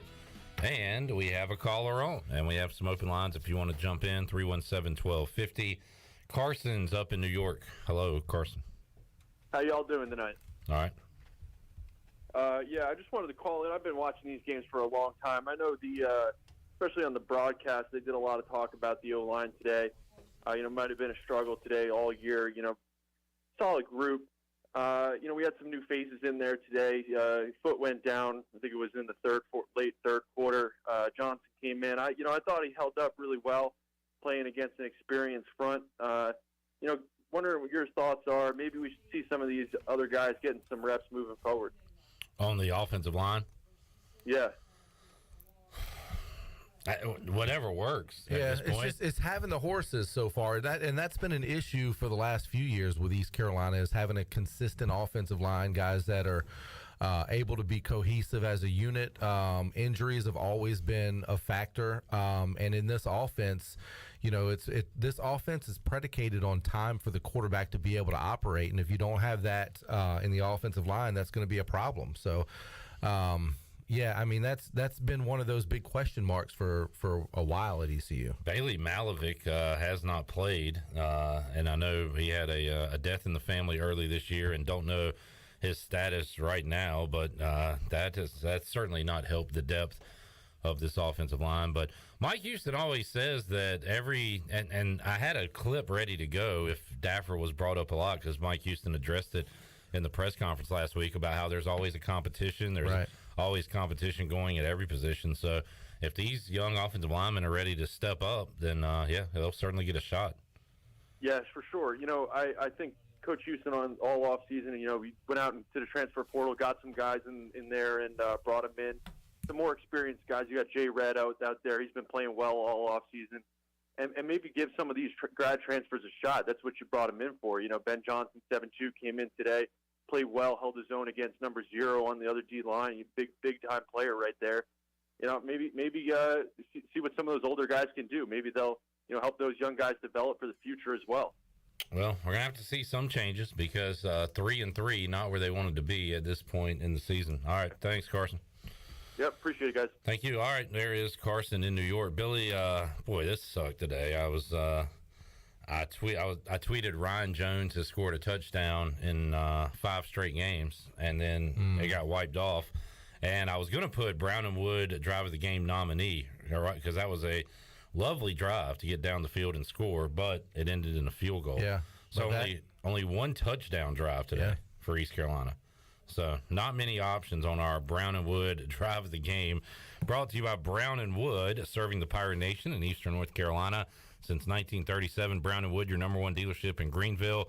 Brown and Wood on Greenville Boulevard. Online, brownandwoodauto.com. Only one touchdown drive for the Pirates today. 9 points against Tulane in this loss. And that drive with Ryan Jones and the touchdown that was called off the board that ended up being a field goal, was that like 15 or 16 plays? If I remember, that was a long drive, wasn't it? Yeah, I'll have to check the numbers. Because I thought about the same. I thought the same thing early on. I was like, that was a very impressive drive, and that's what hurts so much, is you had such a great drive early in the game. It could have really helped set the tempo of the game, and it was a great throw and a great catch by Holt Nailers and Ryan Jones. Great connection between those two for the touchdown. Then, of course, like I said earlier on, it got called back for an ineligible man downfield. One of the offensive linemen, I think he was maybe a half yard over the line of scrimmage. I think the technical rule is you can't be more than 3 yards down the field, and he was barely down the field. So that was a tough one. That's just a mental mistake right there. But if I remember, it was like, if my math's right, 13 plays, took over 5 minutes on the clock. Yeah, great drive. Just wish you would have gotten 7 points out of it. Yeah, no doubt. Ends in 3, and that was not good enough for today. Last call for your calls, 317-1250. We are going to come back and wrap it up on the U.S. Cellular fifth quarter call-in show. Back with you after this.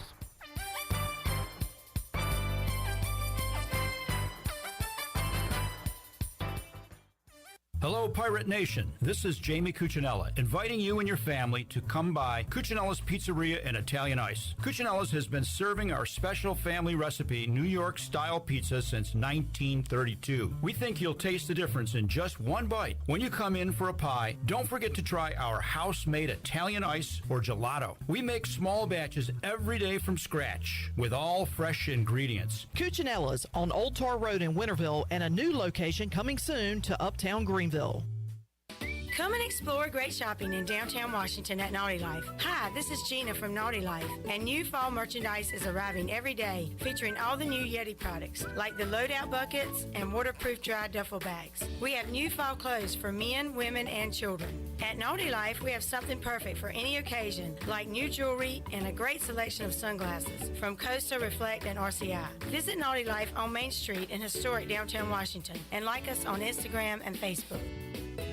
Hey, I'm Holt Nailers. No one knows better than me how important it is as a quarterback to have protection on the field to be successful. My frontline team is critical to my success. For your frontline insurance protection, you need the team at Buck Insurance Agency. Buck Insurance Agency is your local team and have been helping customers like you for over 30 years with their insurance needs. When you need insurance protection, you'll get the whole team with Brian Buck and his staff. Call toll-free at 877-357-1966. Go Pirates. Hi, this is Jeff Charles for my friends at Ed Watkins Marine. I've known Ed personally for years, covering his winning performances on the football field and on NASCAR's pit road. Now Ed is winning on the water, and you get to win too. You win with awesome prices on boats from Ed Watkins Marine, and of course, great service after the sale. If you're looking for a new boat, contact Ed Watkins Marine today. They will deliver anywhere. Find them online at edwatkinsmarine.com and tell them The Voice sent you.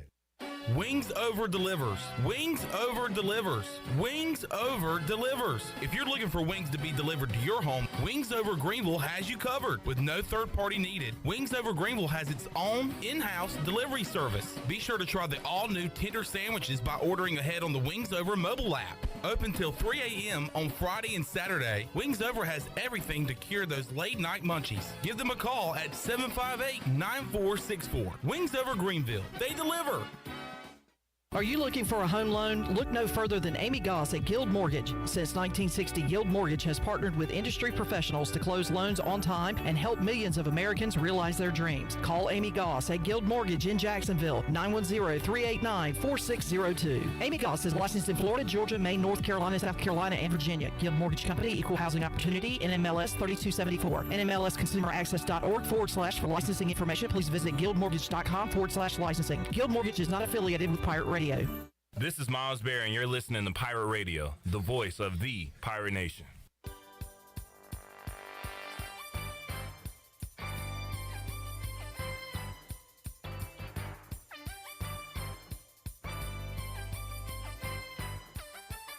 You're listening to the U.S. Cellular fifth quarter postgame call-in show. Here's Clip Brock.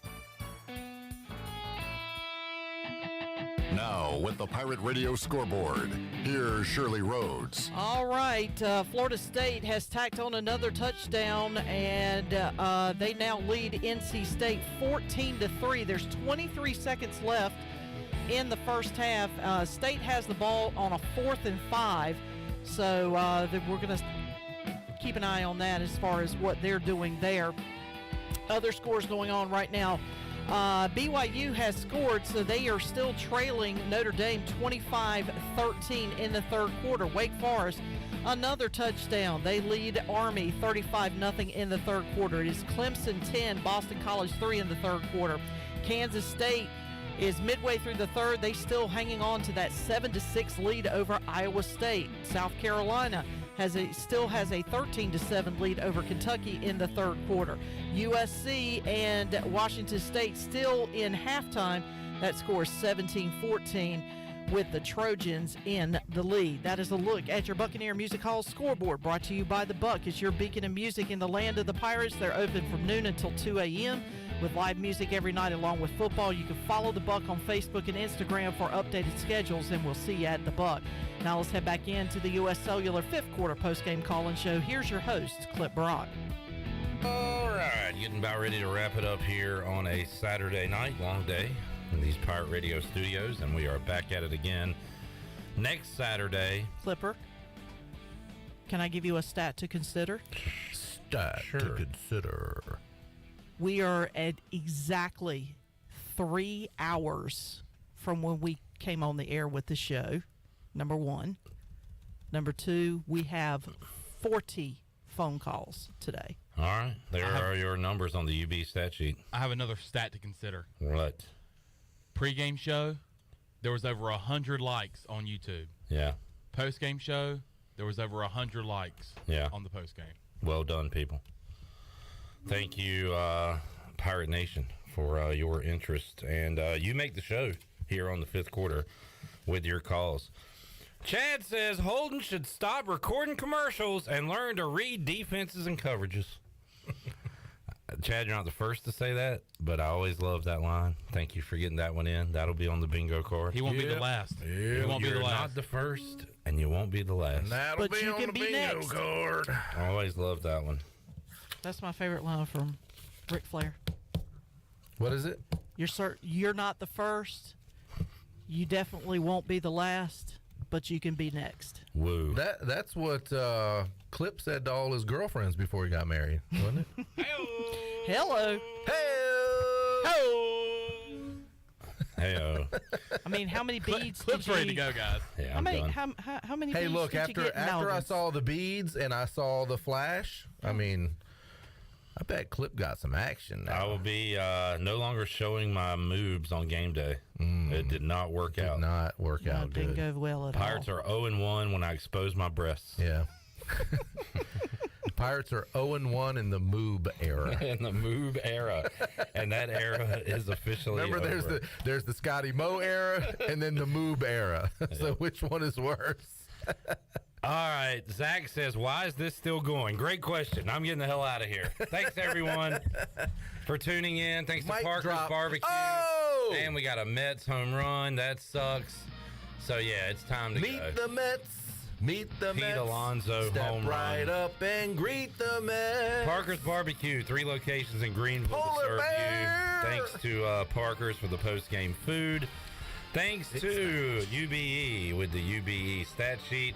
You've been tuned into the U.S. Cellular fifth quarter call-in show, The Buck providing the scores.